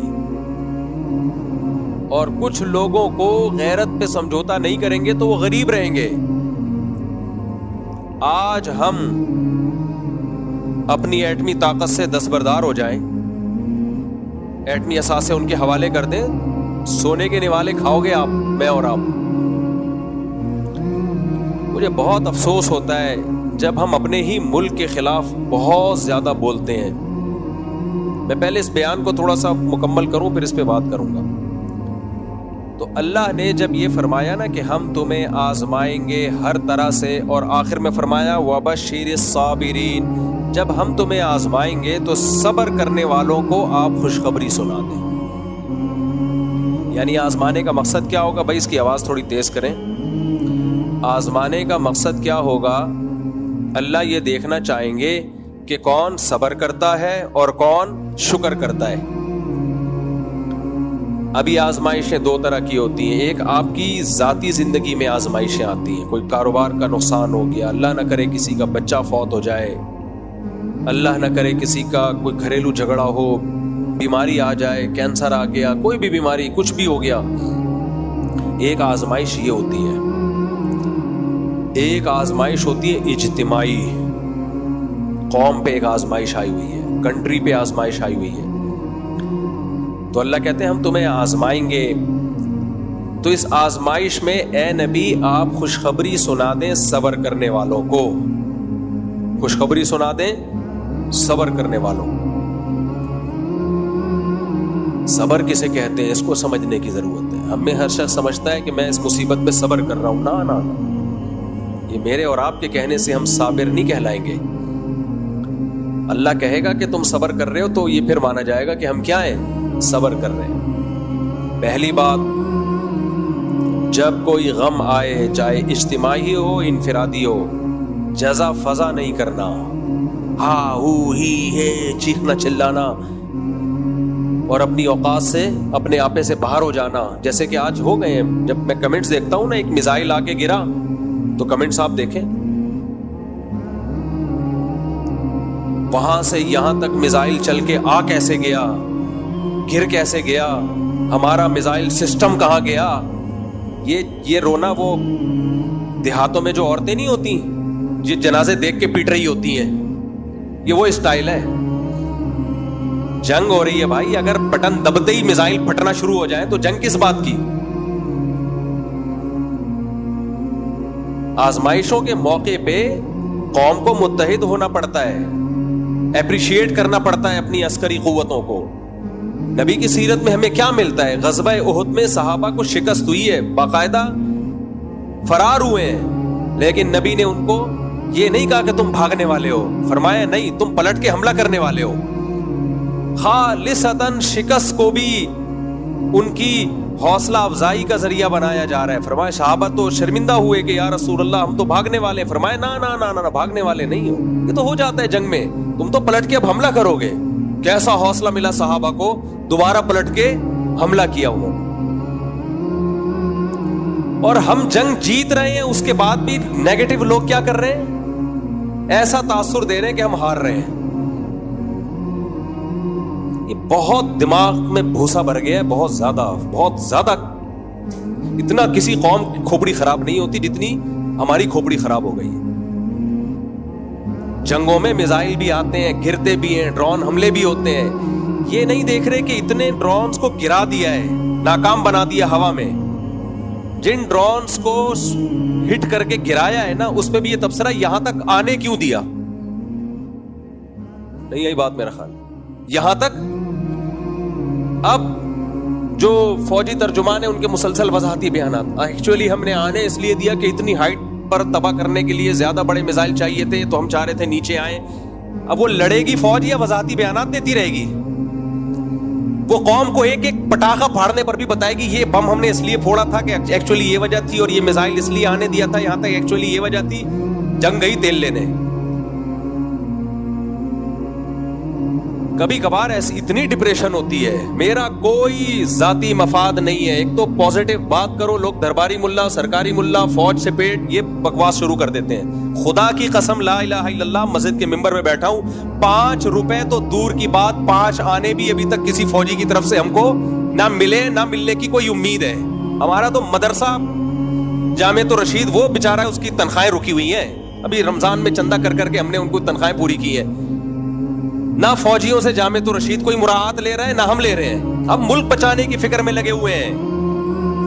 ملک کیا تو میری اور آپ کی واٹ لگے گی. لاشیں یہاں 24 کروڑ عوام ہے، 24 کروڑ عوام ہے، کوے کھائیں گے ان کی لاشوں کو. اتنا قتل ہوگا کہ تم شام کو اور سوریا کو اور شام کو اور عراق کو بھول جاؤ گے تم. منفی باتیں منفی باتیں منفی باتیں. یہ وبشر الصابرین، یہ صبر کرنے والوں کی فہرست میں ایسے لوگ داخل بولو نہیں ہے. جہاز گرا دیے کوئی چھوٹی بات ہے؟ پہلے ہی دن طیارے گرا دیے. جواب کیا دیا جا رہا ہے؟ وہ ہماری عوام کو ہٹ کر رہے ہیں اور یہ ان کے جہازوں کو ہٹ کر رہے ہیں. بھائی ان کی نظر میں جہاز کو ہٹ کرنے سے ان کو زیادہ بوکھلاہٹ ہو رہی ہے. جہاز جو گرے اس پائلٹ بھی گرے ہیں، ان کے جنازے ان کا ایک پائلٹ مارنا، درجنوں عوام کو آپ مار دو، فوج کہتی ہے ہمارا ایک پائلٹ کیوں مار دیا آپ نے. لیکن آپ منفی منفی منفی منفی. میں تو کل ساتھیوں سے کہہ رہا تھا یار یہ قوم اس قابل نہیں ہے کہ یہ فتح اور نصرت حاصل کرے، یہ ذلت اب ہمارا مقدر. باتوں سے ایسا لگتا ہے مقدر. میں تو ڈپریشن میں جاتا ہوں، نیند میری اڑتی ہے. پھر میں نے سوچا موبائل جو ہے نا مغرب کے بعد دیکھو ہی نہیں، بند کر کے رکھ. آج ایسا ہی ہوا، میں نے مغرب کے بعد سے موبائل دیکھا نہیں، تو صبح میں نے اٹھ کے پوچھا ہاں بھائی کیا رپورٹ ہے. رات کو دیکھو ہی. جنگ سے میں اتنی ڈپریشن نہیں ہوتی انسان کو جتنی اپنی قوم کے حالات دیکھ کے ہوتی ہے. بھائی شکست بھی ہو رہی ہو نا، شکست بھی تو بھی حوصلہ بڑھایا جاتا ہے. نا نا نا تم شکست خوردہ نہیں ہو، آگے بڑھو آگے بڑھو. اور یہاں شکست نہیں ہو رہی، فتح ہو رہی ہے، اس میں بھی منفیت نکالی جا رہی ہے، منفی باتیں کی جا رہی ہیں. وہ میزائل چل کے آ کیسے گئے یہاں تک، اور وہ ڈرون یہاں تک پہنچ کیسے گیا. تماشا دیکھ رہی ہے فوج جو کر رہی ہے بارڈر پہ کر رہی ہے. میں فوج کا نمائندہ نہیں ہوں، نہ میرا کوئی بچہ بھتیجا بھانجا آرمی میں ہے. مجھے پاکستان سے محبت ہے میرے بھائی. ملک گیا ہم سب کی واٹ لگ جائے گی. اتنے مزے سے نہیں بیٹھے ہوئے ہوگے، اور سب سے زیادہ مذہبی لوگوں کو نقصان ہوگا. ابھی حضرت مفتی تقی عثمانی صاحب کی اتنی زبردست اسٹیٹمنٹ آئی کہ یہ جہاد ہے، اس پہ نیگیٹو کمنٹس مفتی تقی صاحب درباری سرکاری. ابے ملک بچانے کی بات کر رہے ہیں میرے بھائی، ملک بچانے کی بات کر رہے ہیں. تو اور کسے جہاد کہتے ہیں؟ لوگ کہتے ہیں فلسطین کو بھول گئے، اس وقت جہاد کا فتویٰ نہیں دیا. کیوں نہیں دیا فتویٰ بھائی؟ اس وقت بھی جہاد کا فتویٰ ہے، اب بھی جہاد کا فتویٰ ہے. اس وقت بھی تھا، اب بھی ہے. تو جو قرآن کہتا ہے نا وَبَشِّرِ الصَّابِرِينَ، صبر کرنے والوں کو خوشخبری دے. یہ جو ہم میں سے بعض لوگوں کا جو رسپانس ہے نا کمنٹس میں، یہ صبر نہیں ہے، یہ کیا ہے؟ بے صبری ہے. ایک صاحب جاننے والے انہوں نے مجھے میسج بھیجا، ادھر سے ڈرون آ کے سویلین پہ کیوں گرا، فوج پہ کیوں نہیں گرا؟ تو میں نے ان سے کہا، میں نے کہا دیکھو جنگ کے موقع پر نا اس طرح کی باتیں کر کے یہ شو کرنا کہ ہم اپنی عسکری طاقتوں کے ساتھ نہیں ہیں، یعنی فوج پہ گراؤ ہم پہ نہ گراؤ، اس سے دشمن خوش ہوگا، اور یہ غداری میں آتی ہیں یہ سب چیزیں. تو ان کا جواب آیا کہ آپ بھی تو جنرل مشرف پہ بڑی تنقید کیا کرتے تھے مفتی صاحب، اب ہم نے اگر فوج پہ تنقید کر دی تو آپ کو کیوں تکلیف ہو رہی ہے؟ میں نے ان سے کہا، میں نے کہا جنرل مشرف ابھی جنگ لڑ رہا ہوتا نا تو میں اپنی تمام تنقیدیں فی الحال تھوڑی دیر کے لیے سائڈ پہ رکھ دیتا، ڈیلے کر دیتا، جب جنگ میں فتح ہو جائے گی تو کروں گا دوبارہ سے. یہ موقع نہیں ہے، موقع نہیں ہے یہ تنقیدات کا. اور ڈیپو پہ آرمی کے بھی حملے ہوئے ہیں، آپ تو رپورٹ بھی غلط پیش کر رہے ہو. لاہور میں جو حملہ ہوا ہے ہمارے دوست، یہ میں نیوز چینل کی خبر نہیں بتا رہا، یہ تو ہمارے جو دوست ہیں جن سے ہم سے لاہور میں بیٹھے ہوئے ان سے کال پہ بات ہو رہی ہے، وہ کہہ رہے ہیں کہ ادھر آرمی ایریا پہ حملہ ہوا ہے. فرضی چیزیں بنا کے منفیت پھیلانا. انڈیا حملہ سویلین پہ کر ہی اس لیے رہا ہے کہ تاکہ سویلین اپنی فوج کے خلاف کھڑی ہو، ان میں جوش پیدا ہو. اس کا مقصد ہی یہی ہے کہ یہ اپنی فوج کے خلاف کھڑے ہو جائیں کسی طرح. اس کو پتا ہے ہم نہیں مار سکتے ان کی فوج کو، یہیں سے لوگوں کو کھڑا کرو فوج کے خلاف. ابھی میرے بھائی تمام اختلافات کو کھڈے لین لگا دو. عقل مند قومیں یہی کرتی ہیں، کھڈے لین لگاؤ، بعد میں لڑنا. میں بھی اس لڑائی میں آپ کے ساتھ ہوں گا، بعد میں لڑیں گے، ہم تو لڑنے والے لوگ ہیں. دشمن سے نہ موقع ملا آپس میں لڑتے ہیں، گوشت کھاتے ہیں، لڑیں گے، میں بھی لڑوں گا انشاءاللہ. لیکن ابھی خدا کے لیے، ابھی مشرف اور لوگ کہتے ہیں نا مسلم، آپ نے بھی تو مشرف کی مخالفت کی ہے. بھائی کی ہے، لیکن جنگ تھوڑی ہو رہی تھی. مشرف اگر انڈیا سے جنگ کر رہا ہوتا، انڈیا نے اٹیک کیا ہوتا اور مشرف لڑائی کر رہا ہوتا، پھر ہم کہتے ہیں مشرف ایسا مشرف ویسا. پھر اگر کہتے تو ہم غدار وطن ہوتے، پھر غدار کہلاتے ہیں. جیسا بھی ہے، جب لڑائی ہو رہی ہے تو ہم کس کے ساتھ ہیں؟ حجاج ابن یوسف کتنا ظالم تھا، لیکن جب اس نے جنگ کی ہے میدان جہاد میں، صحابہ اس کی صف میں شریک ہو کر لڑے ہیں دشمن سے. بھائی یہ جیسا وردی ہے، ابھی کیا کر رہا ہے؟ لڑ کس سے رہا ہے؟ اسلام دشمنوں سے لڑ رہا ہے. تو منفی باتیں مت کرو، یہ کیوں ہو رہا ہے وہ کیوں ہو رہا ہے. آپ بتا کسی کو کچھ بھی نہیں ہوتا. میں جب واگا بارڈر گیا وہاں میں نے ایک بیان دیا، اس پہ بھی کچھ لوگ کہہ رہے ہیں کہ پیڈ ہیں، لفافے مل رہے ہیں. اللہ کی قسم ہم نے کسی فوجی سے رابطہ نہیں کیا کہ ہم واگا بارڈر جا رہے ہیں، کیا خیال ہے کتنے پیسے ملیں گے. ہم جب وہاں پہنچے ہیں فوجیوں کو بھی نہیں پتا تھا کہ ہم آئے ہوئے. کیونکہ جب پتا چلا بہت خوش ہوئے. اس کرنل تھے، انہوں نے کہا کہ ہمیں حوصلہ چاہیے بھائی، حوصلہ پبلک. تو بہت خوش ہوئے کہ آپ لوگوں نے آ کے ہمیں حوصلہ دیا، کچھ ان کو جہاد کی آیتیں سنائیں، کچھ ان کے اپریشیٹ کیا. اتنا خوش ہوئے کہ دل باغ باغ ہو گیا. کوئی تو آیا. تو منفی سوچنا چھوڑ دو, سمجھ رہے ہو, کچھ تھوڑا سا مثبت سوچا کرو. یہ سب نے مل کے اس میں ہم نے قوم پوری اکٹھی ہوگی اس مسئلے پر, اور سامنے کیا ہے, بتوں کی عبادت کرنے والے, پتھروں کو پوجنے والے. اور بات یہ کہ آپ کے بارڈر پہ جتنے ملک ٹچ ہوتے ہیں سب ویسے ہی آپ کے دشمن ہیں, وہ سب ویسے ہی آپ کے دشمن ہیں. تو قوم بھی دشمن ہوگی تو بنے گا کیا ہمارا؟ فوج سے آپ دشمنی نکال رہے ہو, فوج کی ایسی کی تیسی ہو جائے گی آپ کی, لیکن آپ کی بھی ہوگی, پھر آپ کی اس سے بڑی ہوگی. اور جن کو آپ اپنا دوست سمجھ رہے ہو کہ جی ہمارے دوست ہیں اور یہ ہمیں آزادی دلائیں گے اس فوج سے, نا نا نا نا نا, وہ ایسا غلام بنائیں گے نا آپ کو کہ آپ کی سوچ ہوگی. انڈیا کے مسلمانوں کا حال دیکھو, انڈیا کے مسلمان صبح و شام انڈیا کی محبت کے نعرے لگاتے ہیں, مگر انڈیا ان کو اپنا ماننے کے لیے تیار نہیں ہے. بیچارے زندگی ان کی گزر گئی یہی سمجھاتے ہوئے ہم پاکستان کے دشمن ہیں, ہم انڈیا سے محبت کرتے ہیں. انڈیا کہتا ہے جھوٹ بول رہے ہو, حالانکہ وہ کر رہے ہوتے ہیں, وہ ملک کے لیے قربانیاں دے رہے ہیں, لیکن نہیں مانتا مودی. انڈیا سے میری مراد ہے یہ مودی کی گورنمنٹ, یہ نہیں مانتی. کتنا ظلم ہوا ہے احمد آباد میں, مودی نے کتنا ظلم کیا ہے, کتنا ظلم کیا ہے احمد آباد میں مودی نے, کیا کچھ کیا ہے. بابری مسجد شہید نہیں ہوئی, اسی تنظیم کے گنڈوں نے شہید کی ہے بابری مسجد کو, اسی نے احمد آباد کا واقعہ ہوا ہے, یہ سب اسی تنظیم کے کارنامے ہیں. کتنی ویڈیوز آپ نے سوشل میڈیا پہ دیکھی ہیں, مسلمانوں کو ڈنڈے سے مار مار کے قتل کیا جا رہا ہے. وقف کی زمینیں سرکاری املاک میں لی جا رہی ہیں. صدیوں سے جو مسلمانوں کی وقف کی زمینیں تھیں جس سے مسجد اور مدرسے چلا کرتے تھے, مودی سرکار نے آ کے وہ سرکاری تحویل میں لے لی ہیں. طلاق کے مسائل میں مداخلت جو خالصتاً مسلمانوں کے آئلی قوانین ہیں. ڈاکٹر ذاکر نائک پہ پابندیاں, ایک دہشت گردی کا جھوٹا الزام لگا کے ملک بدر کر دیا. تو جو اپنے ملک میں جنہوں نے مسلمانوں کا یہ حشر کیا ہوا ہے, تم کیا سمجھتے ہو فتح کے بعد وہ تمہیں عزت دیں گے؟ تو ہوش کے ناخن لو میرے بھائی, آزمائشوں میں پتہ چلتا ہے کون اپنا اور کون غیر ہے. باقی اختلافات سب کے ہیں, ہم بھی کسی ایک جماعت کو دودھ کا دھلا ہوا نہیں مانتے, ہمارے بھی اختلاف ہیں, لیکن جنگ ختم ہو جائے پھر انشاءاللہ ہم آپس میں لڑیں گے. مجھے بتانا کہاں جا کے پھڈا کرنا ہے, میں دیکھوں گا یہ سوٹیبل جگہ ہے یا. میں تو ہوئی پھڈے باز, 4 شادیاں پھڈوں کے بغیر تھوڑی ہو سکتی ہیں. لیکن محاذ پہ بلایا جا رہا اور میں بیوی سے لڑ رہا ہوں, ساس سے لڑ رہا ہوں, سسر سے لڑ رہا ہوں, لوگ بولیں گے بھائی ادھر بم آ رہا ہے, ابھی فی الحال کیا کرو, ادھر جاؤ یار. یہ لڑائیاں چلتی رہیں گی, ساس بہو کی لڑائیاں, سیاسی لڑائیاں, فوج اسٹیبلشمنٹ سے لڑائیاں, سسٹم. جو ہمارے الیکشن ہوئے وہ کس سے ہوئے ہیں, سسٹم ساری دنیا کو پتا ہے. لیکن مجھے غم اس لیے نہیں ہوتا کہ پہلی دفعہ تھوڑی ہوا ہے, تو ہمیشہ سسٹم سے ہی ہوتے ہیں.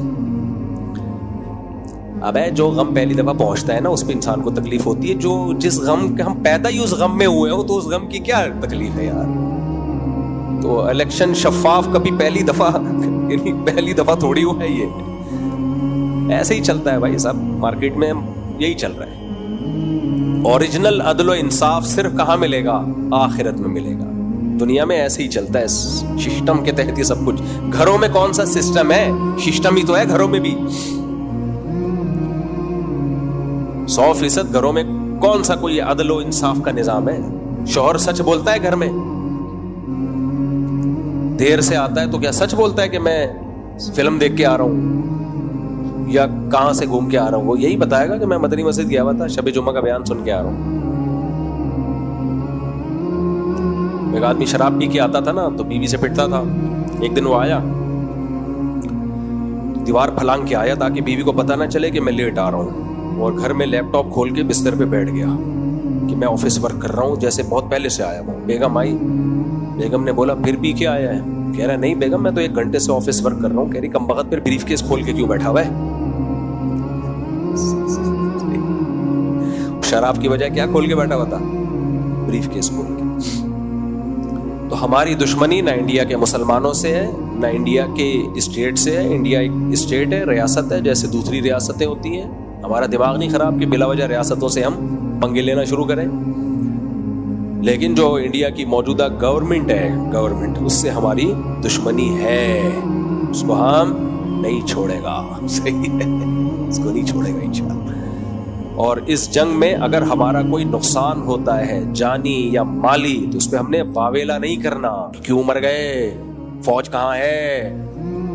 तो जंग में मरेंगे भी मारेंगे भी। फयक्तुलूना व युक़तलून, कुरान कहता है लड़ते हैं, मारते भी हैं, मरते भी हैं, सब कुछ होगा। और उससे बड़ी बात, ये फौजी क्यों नहीं मर रहे? फौजी मर गए तो तुम क्या करोगे फिर? तेरा क्या होगा कालिया? इस पे तो खुश होना चाहिए फौजी नहीं मर रहे, हालांकि वो भी शहादतें पेश कर रहे हैं, ऐसा नहीं है कि वो उनको कुछ नहीं हो रहा। तो मुस्बत सोच रखो, वरना दिमाग में एक दिन ब्रेन हेमरेज से फटके मर जाओगे किसी दिन। जो आदमी मनफी सोचता है ना, मनफी, ये क्यों है, जैसे फसादी, कुछ मर्द फसादी होते हैं घरों में, कुछ फसादी औरतें, दफ्तरों में मर्द होते हैं कुछ फसादी। आपने देखा होगा जहां भेजोगे वो सारा सिस्टम तबाह कर देंगे, गीबतें कर करके, ये क्यों हो रहा है, ये मेरे बाद आया था, इसकी तनख्वाह ज्यादा क्यों है, मैं 10 साल से झक मार रहा हूँ, अबे इसकी तनख्वाह इसलिए ज्यादा है, कमबख्त, इसकी क्वालिफिकेशन, तो मैट्रिक पास है और ये PhD करके आया है तो इसलिए ज्यादा है। यार ये गलत हो रहा है, ये मैं इतने अच्छे से बॉस की जो है ना वो चमचागिरी कर रहा हूँ, और ये देखो ये दफ्तरों में ऐसे फसाद, मस्जिदों में भी होते हैं, ये क्या हो रहा है, ये कलर है 20 साल से इस मस्जिद में आ रहे हैं, एयर कंडीशन नहीं है, चंदा 5 रुपए का भी नहीं दिया होगा इन्होंने। तो होते हैं हर जगह फसादी लोग, होते हैं मनफी, घरों में तो बहुत होते हैं लड़वाने वाले। ये मियाँ बीवी को लड़वाते हैं, सास बहू को लड़वाते हैं। सास बहू को तो लड़वाने की जरूरत ही नहीं है मेरे भाई, वो खुद ही लड़ रहे हैं, तुम आके और आग लगा रहे, चिंगारी लगा रहे हो, उनको लड़वा रहे। मैं पहले किसी इलाके में रहा करता था, तो मुझे अंदाजा हुआ मेरे घर वाले जब एक खास किसी के घर में जाते हैं ना, तो जब भी आए तो मेरी लड़ाई होती है। मैं परेशान था यार, हमारी अच्छी भली जिंदगी गुजर रही होती है, वो किसी खातून से मिलने जब मेरी घरवाली जाती है, उनके घर दोस्ती वोस्ती है, तो आगे फिर लड़ाई। शुरू में मेरी समझ में, उस वक्त हम नातजुर्बेकार थे, फिर मुझे अंदाजा हुआ भाई ये बहुत बड़ा मसला है। अच्छा, बाज खवातीन का घर में देखा, वो जब आई हैं मिलने के लिए, गई हैं तो घर में लड़ाई हुई है हमारी। अबे वही चल रहा है, अच्छा वाला नहीं हो रही थी, ये इसके आने से होती है। उस वक्त मुझे अंदाजा हुआ कि कुछ खवातीन का काम आग बुझाना और कुछ का काम आग जलाना। वो माचिस की तीली होती है, उनका काम है क्या करें। और एक वाकया सुना देता हूं जिससे आपको अंदाजा हो ये आग जलाने के वाकयात होते कैसे। हमारे एक दोस्त ने दावत की, उस वक्त इत्तेफाक से मेरी सिर्फ 2 थी, अल्लाह माफ फरमाए, कहते हुए भी शर्मिंदगी होती है, सिर्फ 2, लेकिन बहरहाल मजबूरी थी, इकट्ठी 4 हो नहीं सकती थी।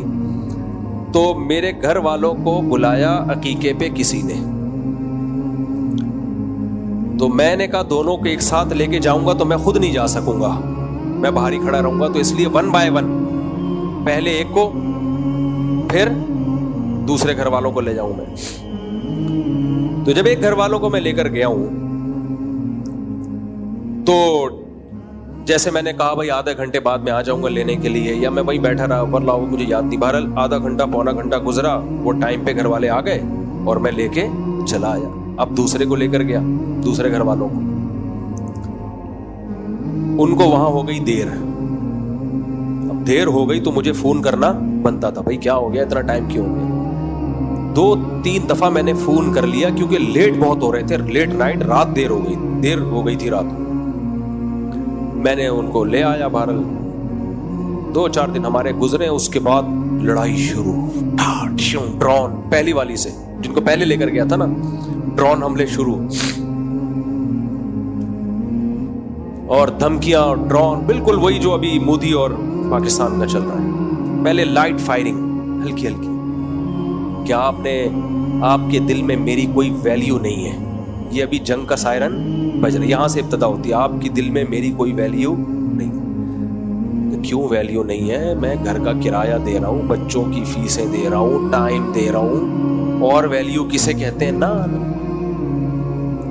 अब अच्छा, खवातीन की आदत होती है असल बात नहीं बताती, शुरू में ये सियासतें चल रही होती हैं, पूरी एकदम से क्लियर बात हो ना तो आदमी वजाहती बयान दे दे। تو یہ ہے فلانا ہے اور یوں ہے، اور میرے اوپر ایک تو سوکن آئی بھی ہے، اوپر سے ویلیو کس کو دی جا رہی ہے؟ ابے بھائی کیسے ویلیو دے رہا ہوں میں اس کو؟ خرچہ زیادہ دے رہا ہوں یا اس کو ٹائم زیادہ دے رہا ہوں؟ نہ، یہ ہلکی پھلکی فائرنگ، پھر میزائل، گرنیڈ، ایسا بھائی۔ جب اس کی ڈیپ میں گیا تو پتہ یہ چلا کہ جنہوں نے گھر میں دعوت کی تھی نا عقیقے کی، ان کی خواتین کا کہیں بعد میں رابطہ ہوا پہلے گھر والوں سے، اور ان کی خواتین نے ہمارے پہلے گھر والوں کو کہا کہ جب آپ آ کے بیٹھی تھی مفتی صاحب کا ایک فون بھی نہیں آیا، جب دوسری آئی تھی کم سے کم 5-6 کالیں کی ہیں، اتنی فکر ہے۔ میں نے کہا میرا پروگرام اڑ گیا، حالانکہ وہ ضرورت کی بنیاد پہ کی تھی، دیر ہو گئی تھی، تو دیر ہوتی تو ان کو 10 کالیں کر لیتا میں۔ کیا وضاحتی بیانات میں ٹائم تھوڑا بتاؤں کہ دیکھو اتنے بج کے اتنے منٹ پہ وہ گئے تھے اور لیٹ ہو گیا، بہرحال وہ وضاحت پھر یہ ثابت کرنے کے لیے کہ نہیں بھائی آپ کی ویلیو بہت زیادہ ہے، کتنا خرچہ ہوا میرا، کتنا ٹائم لگا، لیکن پھر بھی وہ بات تھوڑی ہوتی ہے کہ ایک دفعہ بدگمانی پھیل جائے تو بہت مشکل ہے۔ مجھے خیال ہوا جن کے گھر گئے تھے ان کو کیا ضرورت تھی بتانے کی کہ اتنی کالیں اور اتنی کالیں اور ایسا ہوا، کیا ضرورت تھی یار؟ یہ ہر رپورٹ پیش کرنے کی ضرورت نہیں ہوتی۔ اور بھی اس طرح کے بہت واقعات ہیں میرے پاس۔ کبھی اپنی خوشبو لگا کے آئیں، اکیلے بیٹھے آپ انڈیا پاکستان کی جنگ کو بھول جاؤ گے، آپ خوشبو لگا کے آئیں۔ خوشبو اس لیے کہہ رہا ہوں کہ گرمی میں پسینہ آج کل بہت نکل رہا ہے، تو ایسے ہی آ کے چپکتے ہیں نا تو مجھے تھوڑی سی تکلیف محسوس ہوتی ہے۔ پھر میں نے ایک پالیسی بنائی، جو لوگ 2-3 شادیاں کرتے ہیں وہ میرے تجربوں سے فائدہ اٹھا، میں نے پالیسی بنائی کہ ایک گھر والے جہاں جائیں گے دوسرے والے وہاں جائیں گے، سب کی دوستیاں الگ الگ خاندانوں سے ہوں گی تاکہ ان کا آپس میں کوئی مواصلاتی رابطہ کوئی رابطہ نہ ہو۔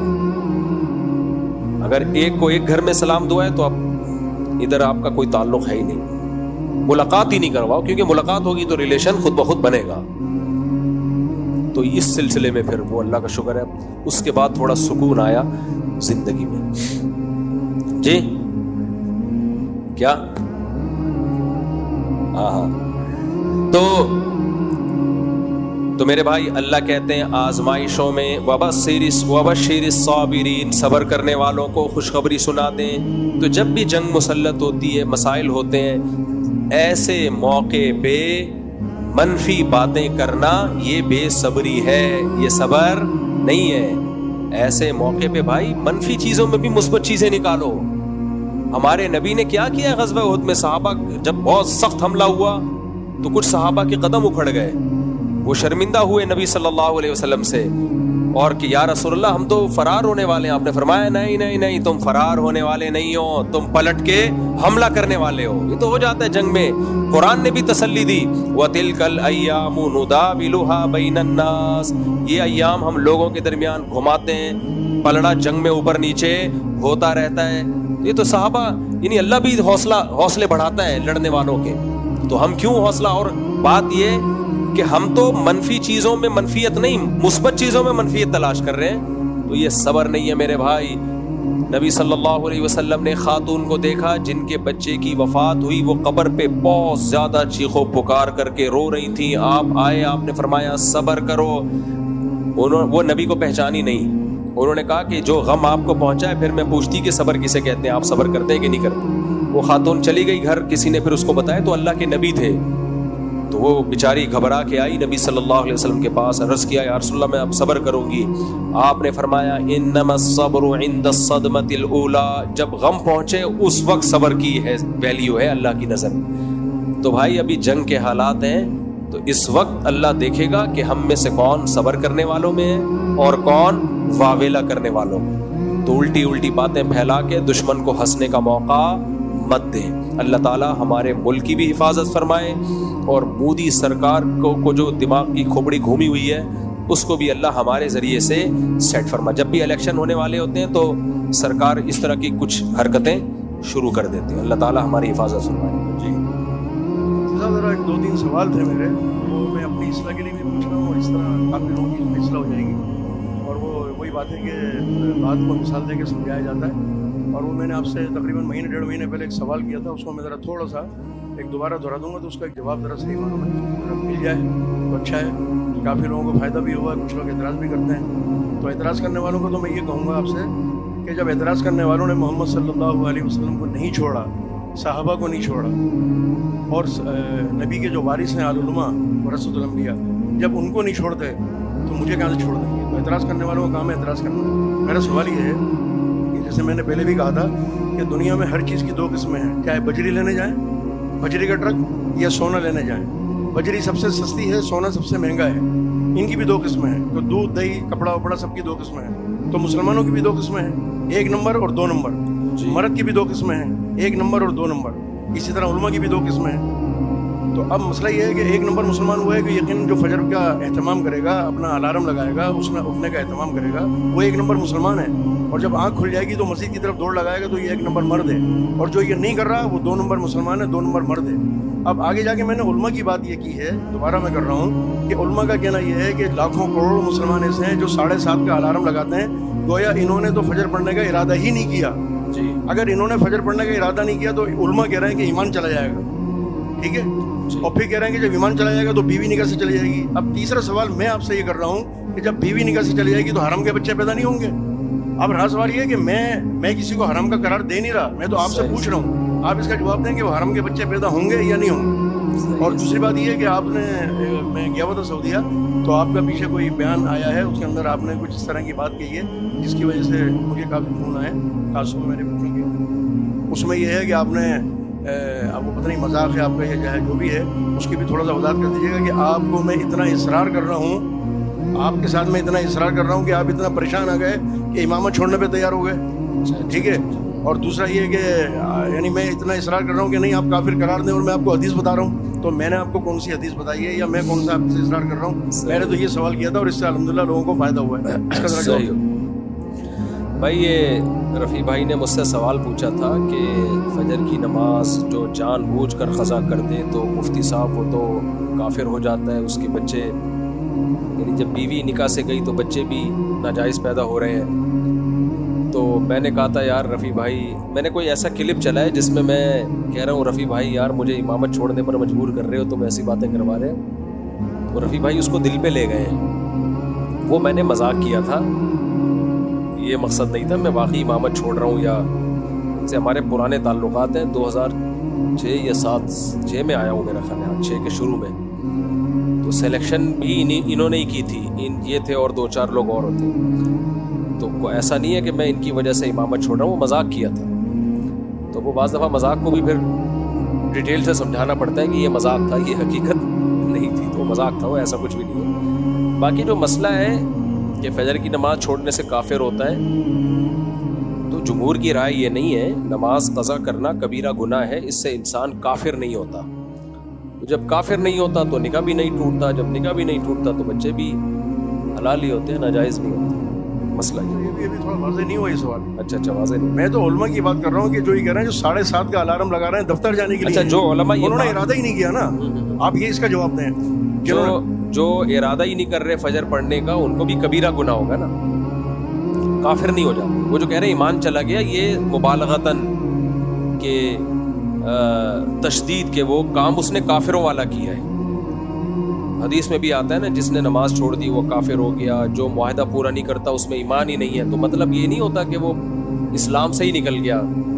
काफिर का मतलब काम उसने कौन सा कर लिया, काफिरों वाला, जिसको कहते हैं कुफरुन दूना कुफरिन, छोटी नौयत का कुफर, जो काफिरों वाला काम। इसकी मिसाल ऐसे जैसे एक आदमी के पास बहुत कम पैसे हो, हम कहते हैं इसके पास तो टका है नहीं, हालांकि पैसे तो होते हैं।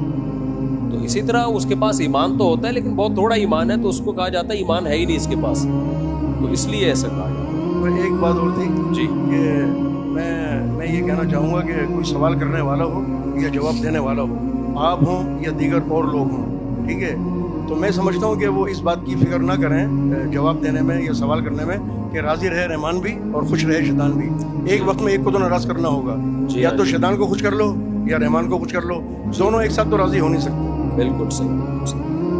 اچھا بھائی، خود سے کم سن لڑکا پسند آ گیا، والدین نہیں مان رہے، کیا کروں؟ خاتون کہہ رہی ہے کہ کوئی لڑکا ان کو کم عمر پسند آ گیا ہے۔ کتنا کم عمر ہے؟ گود لیا ہوا ہے کسی نے؟ اب پسند ناپسند کا تو آج کل کوئی معیار ہی نہیں ہے، کوئی بھی کسی پہ بھی دل آ جاتا ہے۔ ماں باپ دیکھتے ہیں کہ یہ پسند کے قابل بھی ہے یا نہیں ہے۔ اب بہت کم سن لڑکا ہے، وہ سنبھال پائے گا کہ نہیں سنبھال پائے گا آپ کو؟ عشق کا بھوت 4-6 دن میں اتر جاتا ہے۔ شوہر میں اور بوائے فرینڈ میں فرق ہوتا ہے۔ شوہر کا کام ہے ذمہ داری اٹھانا، سنبھالنا، تو وہ میچور لڑکا کر سکتا ہے یہ آپ سے عمر میں جو بالکل زیادہ کم ہے۔ تو میں نہیں کہہ رہا کہ یہ غلط ہے، والدین کو چاہیے اس لڑکے سے ملیں، دیکھیں اگر یہ رسپانسبل ہے، کچھ ذمہ داریاں اٹھانے کے قابل ہے تو کر دیں شادی، کیا جا رہا ہے اس میں؟ ہمارے نبی صلی اللہ علیہ وسلم کی پہلی شادی ہوئی 15 سال آپ سے عمر میں بڑی تھی، وہ 40 سال کی تھی نا، تو 15 سال عمر میں بڑی تھی حضرت خدیجہ، تو اس میں کوئی حرج نہیں ہے۔ لیکن میں یہ نہیں کہوں گا آپ کو کہ ابا اماں کی مرضی کے بغیر آپ کر لیں، کیونکہ لڑکیاں یا خواتین میچور نہیں ہوتی ہیں۔ ماں باپ جو ہے، خاص طور پہ ماں بھی نہیں، شریعت نے اس پہ باپ کو ولی بنایا ہے، تو ایسے موقع پہ باپ کا فیصلے کو ویلیو دینی چاہیے۔ ہاں، باپ کو چاہیے کہ لڑکے میں کوئی خرابی نہیں ہے، صرف عمر کم ہے اور ذمہ دار آدمی ہے تو کر دیں، پھر عمر کا فرق نہ دیکھیں۔ میں نے ایسی شادیاں بھی دیکھی ہیں، اپنے زمانے میں دیکھی ہیں، جب ہم چھوٹے تھے، بڑی عمر کی خواتین کی شادی نوجوان لڑکے سے ہوئی، وہ لڑکے اور لڑکی ایک دوسرے کو پسند کرتے تھے، ہو گئی شادی، آج اب تک ماشاءاللہ 20-25 سال ہو گئے، اچھی زندگی گزر رہی ہے ان کی۔ تو یہ ہم لوگوں میں یہ چیزیں ہندوؤں سے اور غیر مسلموں سے آئی ہیں کہ یہ اتنا لڑکا کی عمر اتنی ہو اور لڑکی کی عمر اتنی ہو، اور پھر یہ خاندان ہو، اور یہ ایسا نہیں ہے۔ صحابہ میں، تابعین میں ہم دیکھتے ہیں بڑی عمر کی خواتین کی کم عمر لڑکوں سے اور کم عمر مردوں سے نکاح ہوتا تھا، بڑی عمر کے مردوں کا کم عمر عورتوں سے نکاح ہوتا تھا، اور وہ بڑے کامیاب چلتے تھے نکاح۔ جہاں دونوں ایک دوسرے کو پسند کرتے ہیں، شادی ہو جانی چاہیے بس۔ باقی اس میں دوسری خرابیاں بعض دفعہ ہوتی ہیں، تو وہ پھر ابا کو چاہیے دیکھ لیں، کوئی خرابی اگر کوئی نہیں ہے، صرف عمر کا ہی فرق ہے تو پھر کر دیں۔ لیکن اگر اور بھی کوئی مسئلہ، صرف عمر کم نہیں ہوتی، بعض دفعہ اور بھی دیگر کچھ مسائل ہوتے ہیں، پھر ابا کی ماننی چاہیے۔ مجبوری کے تحت اگر کوئی قرآن کی جھوٹی قسم کھا لے تو اس کا کفارہ کیا ہوگا؟ وہی کفارہ ہے جو قسم اٹھانے کا کفارہ ہے۔ اگر ماضی کی قسم اٹھائی ہے تو گناہ کبیرہ ہے، اور اگر فیوچر میں کسی کام کے کرنے کی قسم اٹھائی ہے تو اس کام کو کرے، نہیں کرے گا تو 10 غریبوں کو 2 ٹائم کا کھانا کھلائے، اور یا 3 روزے رکھے لگاتار۔ مجبوری سے مراد اپنی عزت اور والدین کی جان لیوا طبیعت۔ بس مجبوری میں قسم توڑنا جائز ہے، فیوچر کی قسم جو ہوتی ہے، لیکن کفارہ ادا کرنا پڑے گا۔ مفتی صاحب، جب جسم کے بال کاٹنے ہوتے نہیں تو کیا سارے بال کاٹنے ہوتے ہیں؟ کیونکہ مجھ سے سارے بال نہیں بھائی، جب کون سے غیر ضروری بال تو کاٹنے چاہیے، بلیڈ سے صاف کریں، یا ویسے بغلوں کے بال نوچنا سنت ہے۔ اب لوگ کہتے ہیں چیخیں نکل جاتی ہیں ہماری، پہلی دفعہ میں چیخیں نکلتی ہیں، اس کے بعد کچھ نہیں ہوتا، تو سنت یہی ہے کہ اس کو نوچ کے صاف کیا جائے، اس سے صفائی بھی زیادہ ہوتی ہے، بال دوبارہ جلدی اگتے بھی نہیں ہیں، اور کچھ وقت کے بعد ختم ہی ہو جاتے ہیں۔ تو نبی صلی اللہ علیہ وسلم کا تو یہی سنت ہے، نتف الابط، اور صحابہ میں، تابعین میں، عربوں میں یہی رواج ہے۔ تو بہرحال نہ ہونے سے بہتر ہے کہ چلو جو طریقہ سوٹیبل لگے اس طرح سے صاف کر لیں۔ اب یہ آپ کا سوال مجھے سمجھ میں آیا نہیں۔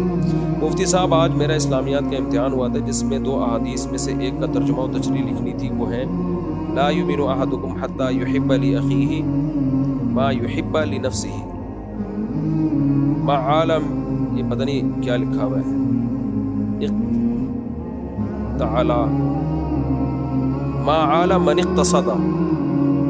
میں نے پہلی کری جس کا میں نے لکھا جو اس مسلمان کا ایمان پختہ ہے، میں تو پورے اسلامیات کے پیپر لے کے آ گیا اپنے بھائی کے لیے، وہ بھی اپنے بھائی، میں نے جواب صحیح لکھا ہے یا 4 نمبر گوا دیے۔ پہلی حدیث جو ہے نا، اس کا مطلب یہ ہے کہ تم میں سے کوئی شخص اس وقت تک مومن نہیں ہو سکتا حتی یحب لاخیہ ما یحب لنفسہ، جب تک اب جو اپنے لیے پسند کرتا ہے وہی اپنے مسلمان بھائی کے لیے پسند کرتا ہے۔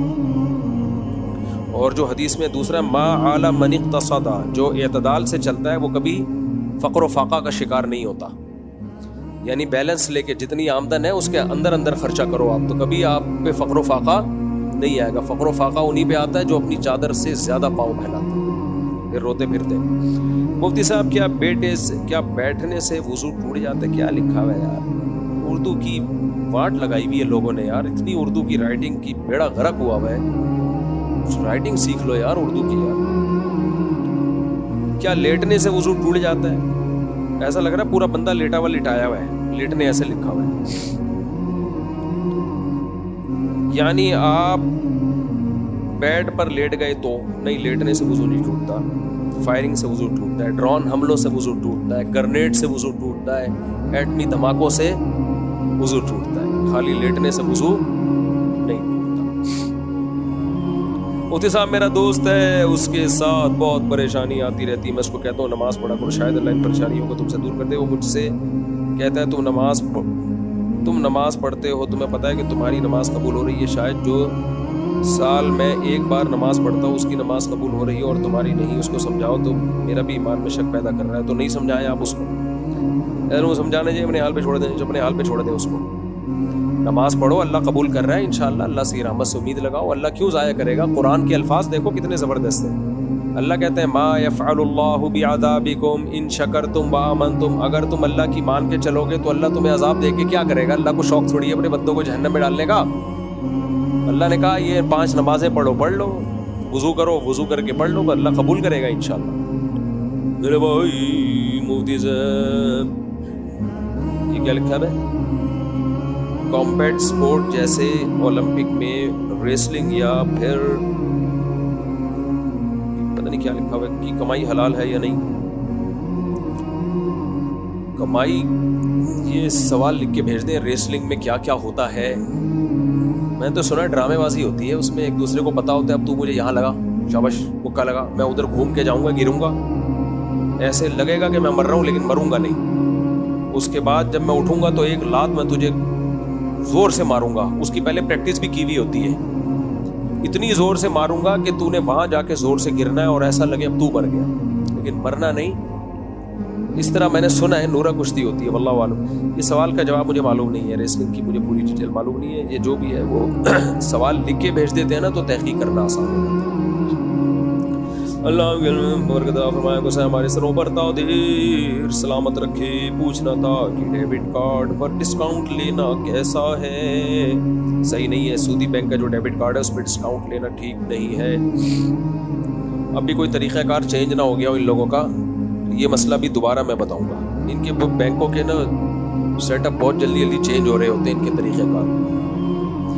مفتی صاحب کے بھائی نے اپنا بیٹا دوسرے بھائی کو دیا ہوا ہے بچپن میں ہی, اور وہ جو اپنا بیٹا نہیں ہے ان کا نام ان کام اچھی کیا کہہ رہا ہے بھائی. تربیت بھی پھر بالغ ہونے کے بعد اس بچے کو پتہ چلے کہ وہ ماں باپ کا اپنا بیٹا نہیں لیکن وہ پھر بھی انہی کے ساتھ رہے تو وراثت میں کس کے ساتھ شریک ہوگا؟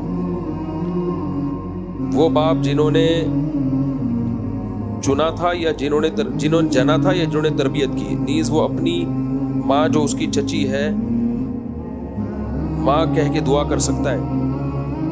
دیکھو جنہوں نے اس بچے کی تربیت کی ان کا بہت بڑا احسان ہے, احسان ماننا چاہیے, لیکن بچہ اپنے باپ ہی کا ہوتا ہے اسلام میں, چاہے تربیت باپ نے نہ بھی کی ہو. اسلام پھر بھی اوریجنل باپ کو رائٹ زیادہ دیتا ہے. ہم اصل میں غیر مسلموں سے بہت ساری چیزیں لے رہے ہیں, اسلام کو ہم نے پسے پش ڈال دیا. اسلام بلڈ ریلیشن کو ترجیح دیتا ہے باقی تمام ریلیشن پہ. تمام ریلیشن پہ کس کو ترجیح دیتا ہے؟ Blood relation. وَأُولُو الْأَرْحَامِ بَعْضُهُمْ أَوْلَىٰ بِبَعْضٍ فِي كِتَابِ اللَّهِ. اللہ کہتے ہیں جو رشتے ہیں نا خونی رشتے وہ اللہ کی نظر میں سب سے پہلے ہیں. تو باپ کا رشتہ چچا سے زیادہ بڑا ہوتا ہے. تو اس بچے کو چاہیے بالغ ہونے کے بعد اپنے باپ کے ساتھ صلہ رحمی کرے. ولدیت میں باپ ہی کا نام ڈلے گا ساری زندگی چاہے کوئی بھی پالے.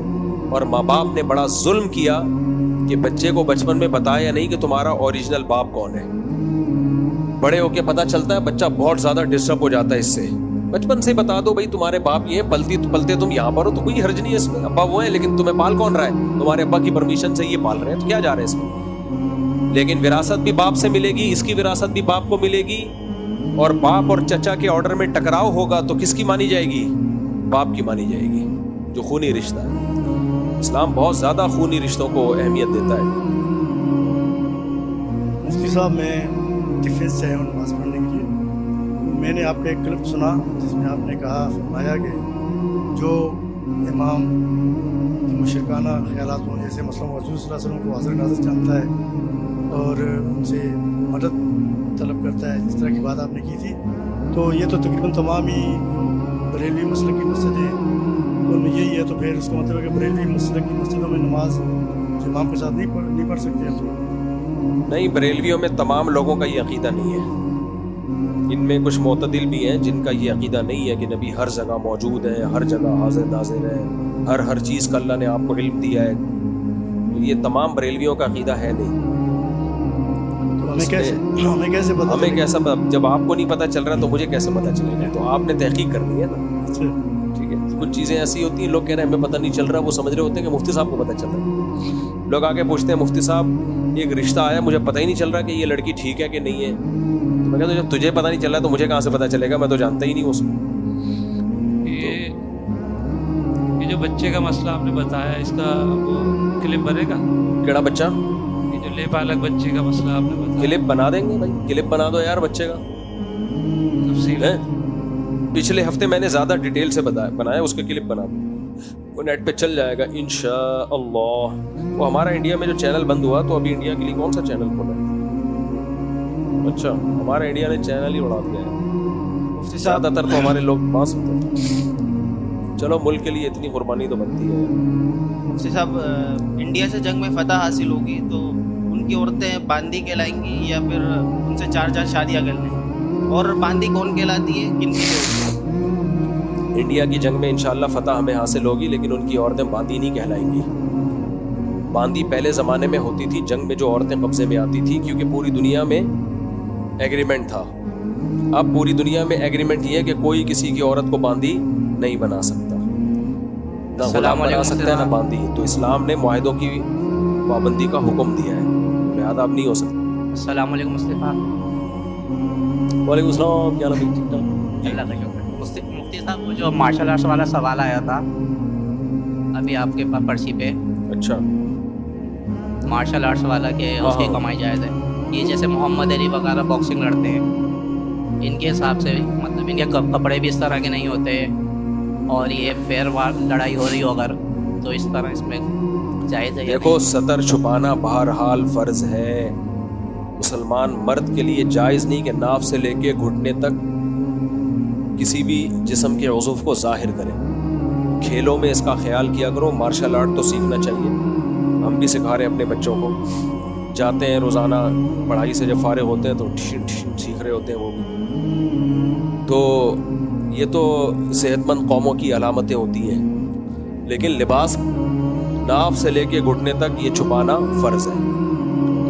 اس کو کھولنا ظاہر جائز نہیں ہے. انگریزوں پر کو فالو مت کرو، ان کا تو کوئی ہے ہی نہیں نا. چڈے بنیان جو مرضی وہ پہنے، نہیں پہنے تو بھی ٹھیک ہے ان کے.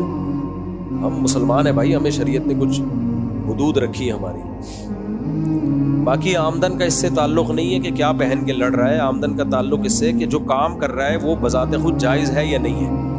مثال کے طور پر ایک مزدور اگر کنواں کھودتا ہے اور اس کو کنواں کھودنے کی اجرت ملتی ہے تو جائز ہے، چاہے وہ پورے کپڑے پہن کے کھودے یا چڈی بنیان پہن کے. اب چڈی پہن کے بھی اگر اس نے کنواں کھودا ہے تو کنویں کی آمدن تو حلال ہوگی نا، اس لیے کہ یہ آمدن چڈی پہننے کی نہیں مل رہی. یہ آمدن کس چیز کی مل رہی ہے؟ کنواں کھودنے کی.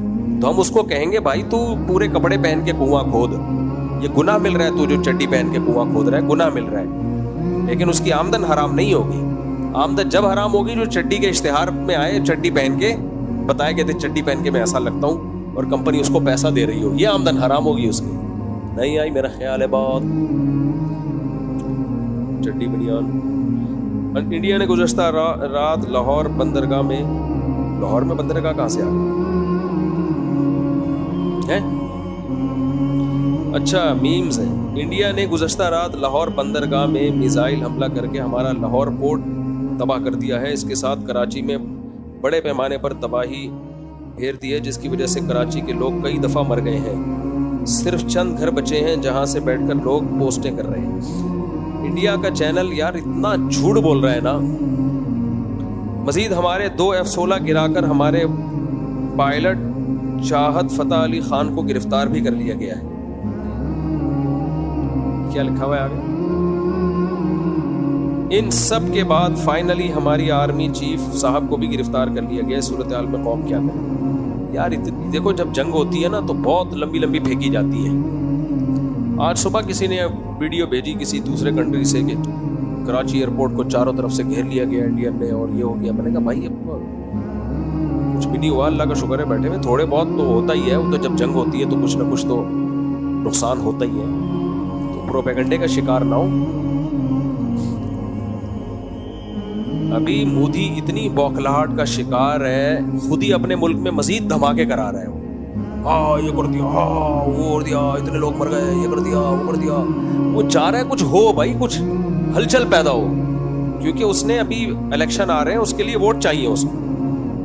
काम तो धेले का नहीं किया उसने इंडिया में, तो फिर यही तरीका होता है वोटिंग के लिए। तो हमारे ISPR का बयान आया है भाई, अगर हमने हमला किया होता ना तो हम बताते हमने किया है, और इंडिया इसको छुपाता।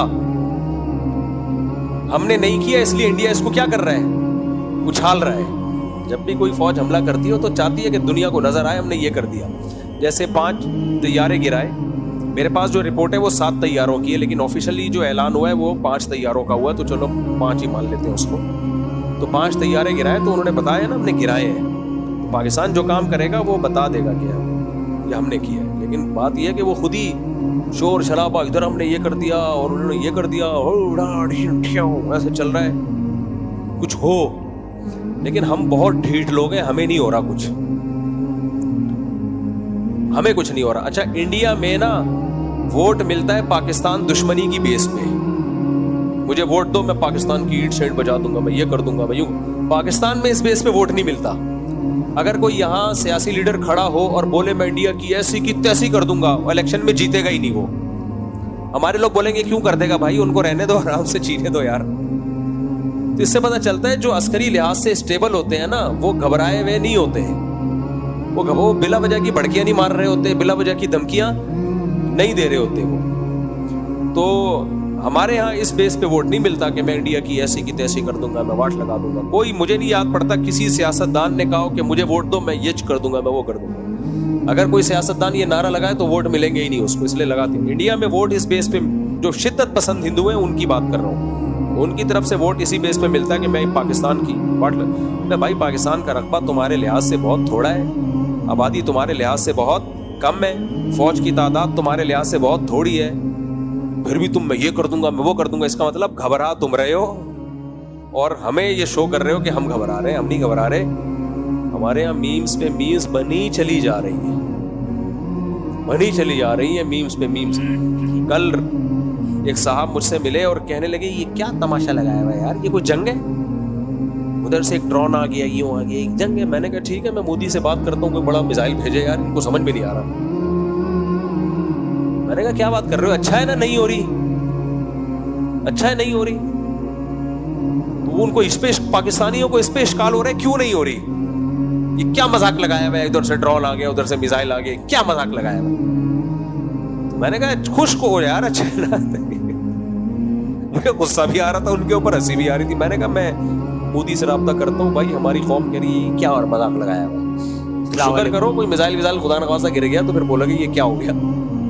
अस्सलाम वालेकुम। जंग की तमन्ना नहीं करनी चाहिए जी। अस्सलाम वालेकुम। मुफ्ती साहब, मुझसे मैंने आपसे कुछ सवाल करने, 2-3 छोटे छोटे सवाल हैं। जैसा कि एक है कि नमाज, जो अगर किसी के बंदे का नमाज पढ़ने का दिल नहीं चाह रहा, मिसाल के तौर पे फजर की, कहते हैं जब अल्लाह राज़ी होता है तो बंदे का दिल चाहता है, फजर की नमाज पढ़ने का दिल चाहेगा अल्लाह राज़ी होगा तो, और अल्लाह राज़ी होगा तो इसी तरह ज़ोहर का, असर का, मगरिब का और इशा का।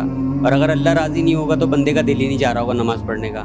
दूसरा सवाल ये है मेरा, अगर कोई बंदा जुम्मा नहीं पढ़ रहा, यानी कि नमाज़ें तो वैसे भी नहीं पढ़ रहा, जुम्मे की नमाज़ पढ़ने भी नहीं जा रहा वो, और कहते हैं कि 4 जुम्मे अगर नहीं करो तो दायरा इस्लाम से बंदा खारिज हो जाता है, तो इनके बारे में 3 जुम्मे अगर कोई नहीं पढ़े तो हदीस में आता काफिर हो जाता है, यानी उसके दिल पे बहुत स्याह मोहर लग जाती है। तो काफिर तो फिर भी नहीं होता, किसी अमल से काफिर नहीं होता इंसान। लेकिन और देखा है हमने, जिन लोगों ने जुम्मा भी छोड़ना शुरू किया फिर वो मुर्तद होके मरे हैं, क्योंकि उनके दिल में इस्लाम की फिर कोई वैल्यू नहीं रहती। तो जुम्मा तो हर बुरे से बुरा इंसान भी पढ़ ही लेता है, तो ये ऐसी सख्त मोहर लग जाती है दिल के ऊपर। اور یہ جو پہلی بات آپ نے کی کہ اللہ راضی ہوگا تو نماز میں دل لگے گا، یہ بات ہی غلط ہے. ایسا نہیں ہے. نماز پڑھو گے تو اللہ راضی ہوگا، چاہے دل لگے یا نہ لگے. بلکہ دل نہ لگ رہا ہو پھر نماز پڑھو گے تو ڈبل راضی ہوگا،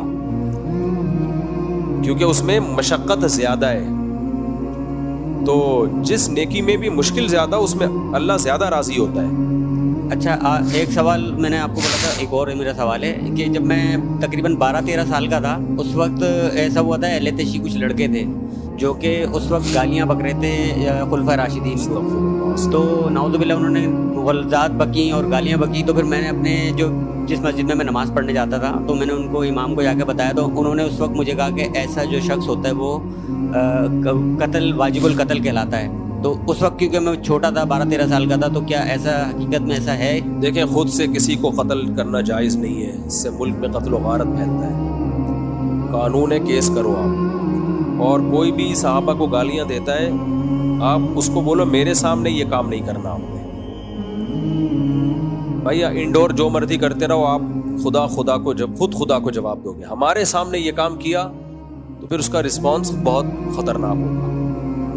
سمجھ رہے ہو کہ نہیں سمجھ رہے؟ یہ تو دنیا میں یہاں تک کہ قرآن نے کہا ہے کہ ہندوؤں کے جو بت ہیں ان کا بھی مذاق مت اڑاؤ، کسی کے سامنے اس کے بتوں کو برا مت کرو، حالانکہ جو جھوٹے خدا ہیں، کیونکہ اس کے نتیجے میں وہ تمہارے خدا کو نہ برا کہنا شروع کر دیں.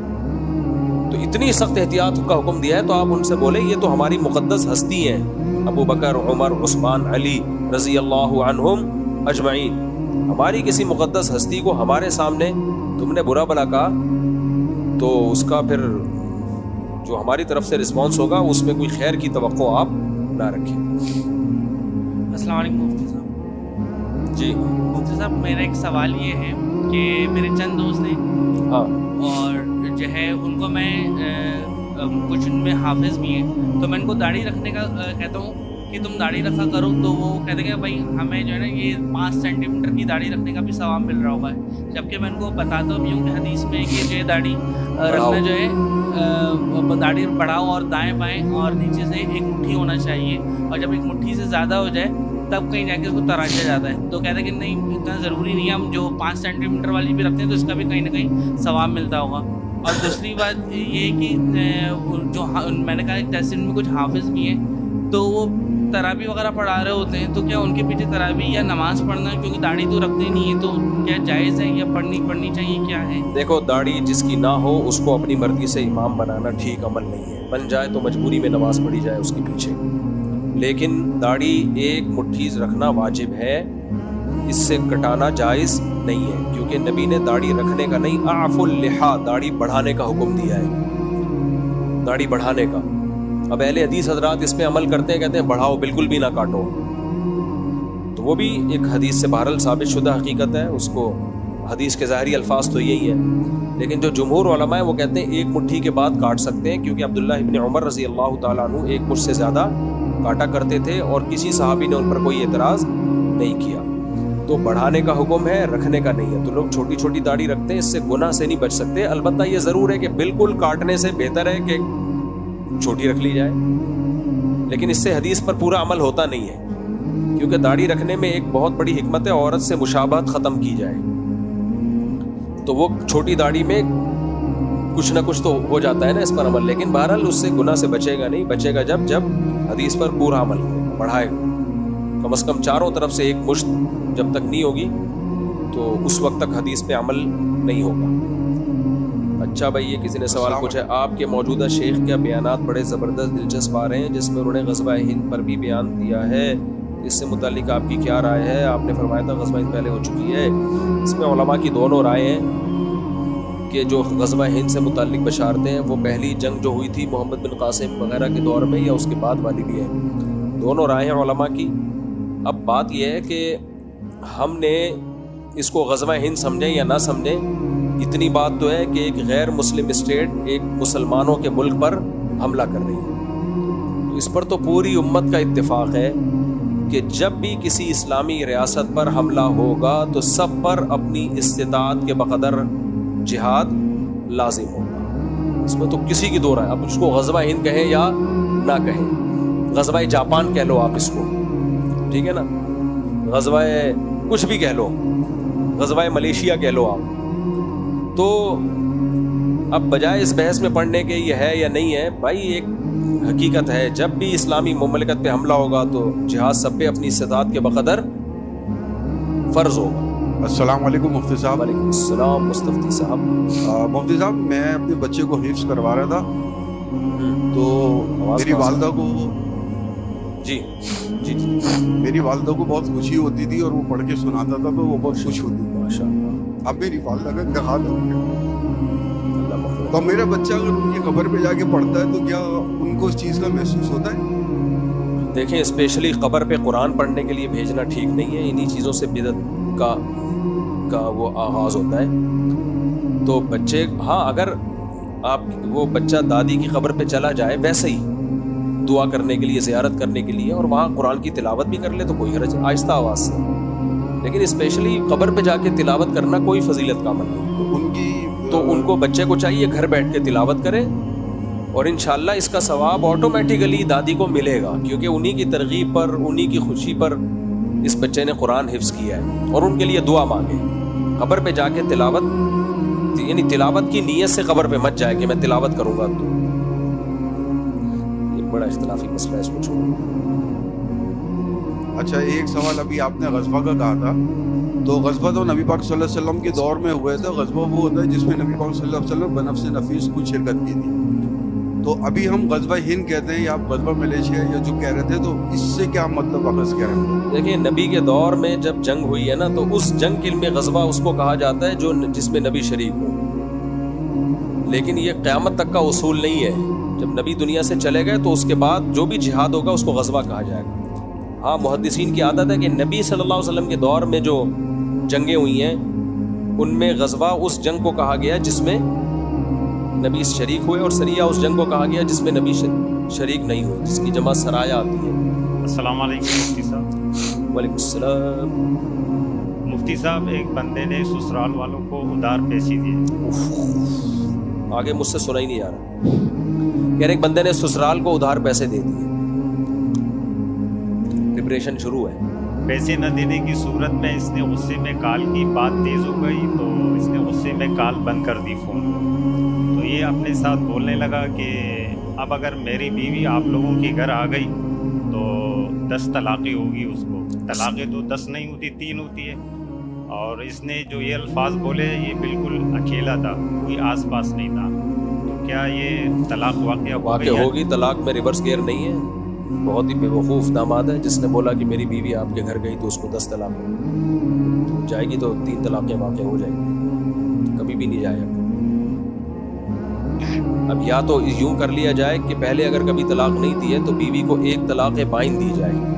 बाइन का मतलब होता है निकाह टूट गया। जब 1 तलाक़ बाइन दी जाएगी तो निकाह टूट जाएगा। 3 मेंसेस गुजरे बीवी के, पूरी इद्दत पूरी करे, इद्दत पूरी करके निकाह बिल्कुल लिया, ख़त्म। फिर वो जाए अपने माँ बाप के घर, बीवी चली जाए अपने माँ बाप के घर। अब तलाक शर्त पूरी हो गई, लेकिन तलाक इसलिए वाक़ई नहीं हुई कि निकाह भी ख़त्म और इद्दत भी ख़त्म। तो ये कसम पूरी हो जाएगी। फिर दोबारा इससे 2 गवाहों की मौजूदगी में दोबारा निकाह कर ले। दोबारा निकाह करेगा तो अब दोबारा माँ बाप के घर जाने से तलाक वाक़ई नहीं होगी, क्योंकि वो कसम मुकम्मल कंप्लीट हो चुकी है। तो अब ये तदबीर करनी पड़ेगी, इसके बगैर कोई हल है नहीं। अस्सलाम वालेकुम मुफ्ती साहब, मेरा सवाल है, चूँकि जंगी माहौल है तो इस सिलसिले में है कि अगर खुदा न ख़ास्ता जंग छिड़ गई तो इंडिया के जो मुसलमान हैं तो उन पे क्या लाजिम होगी कि वो पाक फ़ौज के ख़िलाफ़ लड़ें? अगर लड़ लें तो फिर अगर वो आमने सामने हो तो इन पे कौन शहीद कहलाएगा? जालिम का साथ देना किसी कीमत में जायज़ नहीं है, चाहे मुसलमान ही क्यों ना हो, तो किसी कीमत पे जायज़ नहीं है। हाँ, इंडिया के जो मुसलमान हैं वो मजबूर हैं इस वक्त। हम लोग उनको तरगीब देते हैं कि तुम मोदी के ख़िलाफ़ खड़े हो जाओ, तुम इंडिया के ख़िलाफ़ खड़े। भाई, वो जिस हालात में रह रहे हैं, वो सुबह शाम ये नारे लगा रहे हैं कि हम इंडिया से मोहब्बत करते हैं। मोदी हुकूमत ये मानने के लिए तैयार नहीं है। जो उसने मुसलमानों पे जुल्म के पहाड़ तोड़े हुए हैं, वहाँ बहुत कस्म पुरसी की हालत में, सिवाय चंद लोगों के, नॉर्मली हालात मुसलमानों के इंडिया में अच्छे नहीं है। मस्जिदें गिराई, सुबह शाम वीडियोज़ आ रही होती हैं। احمد آباد کا واقعہ دیکھ لو اور بابری مسجد کا واقعہ دیکھ لو, اس کے بعد کتنی مسجدیں شہید ہو گئیں اور ڈاکٹر ذاکر نائک کا کیا حشر کیا ان لوگوں نے. اور اس کے بعد ابھی جو تمام وقف کی املاک جن سے مدرسے اور مسجدیں چلتی تھیں وہ تمام املاک گورنمنٹ اپنے تحویل میں لے رہی ہے. اس سے تو مسجد اور مدرسوں کی ایسی کی تیسی ہو جائے گی. ان حالات میں آپ کہہ رہے ہو کہ وہ انڈیا کے خلاف بولیں, ایسا نہیں ہوتا. لہذا ان کی جو تقریریں آ رہی ہیں نا, ہم انڈیا کے ساتھ ہیں, ان تقریروں سے ان کے بدگمان ہونے کی بھی ضرورت نہیں ہے. انہوں نے یہی کہنا ہے, وہ مجبور ہیں بیچارے یہ کہنے پر. اور لیکن انڈیا مودی نے ماننا پھر بھی نہیں ہے, یہ بتا دوں میں, ماننا پھر بھی نہیں ہے کہ یہ ہم وہ سوتیلا پن رکھنا ہے اس نے, کیونکہ وہ مودی شدت پسند قسم کے جو ہندو ہیں, بہت ہی بنیاد پرست ہندو ہیں, ان کی آنکھوں کا تارا ہے. تو اس نے مذہب کا منجن بیچنا ہے, اس نے مسلمانوں کو, عیسائیوں کو, سکھوں کو دبانا ہے. تو وہ شدت پسند ہندو کہیں گے یہ ہمارا ہے, تو یہ اس کا موٹیو ہے, یہ بھائی اس کا ہدف ہے یہ, تو یہ کرے گا وہ. مفتی صاحب, اپنا جو قرآن پاک میں سورہ بنی اسرائیل میں آیت ہے کہ وما کننا معذبین حتی نبعث رسولا, اس سے جو اللہ تعالیٰ فرما رہے ہیں کہ ہم اس وقت تک عذاب نہیں دیں گے جب تک کہ ہم رسول نبی مبعوث نہ کریں. تو اس سے مراد نبی کا فزیکلی مبعوث ہونا ہے یا ان کی تعلیمات کا آنا؟ فزیکلی مبعوث ہونا نہیں ہے. دوسری بات, آپ صلی اللہ علیہ وسلم کی تعلیمات کہیں تک پہنچ گئیں تو وہ بھی مبعوث ہونا ہی ہے. تو بہت سارے دنیا کے اندر ایسے علاقے, آئس لینڈ, جنگلات ہیں جہاں جانا مشکل ہے, ان کا وہاں سے آنا مشکل ہے, اور وہاں پہ کسی قسم کی کوئی ٹیکنالوجی اور انٹرنیٹ کی سہولت موجود نہیں ہے.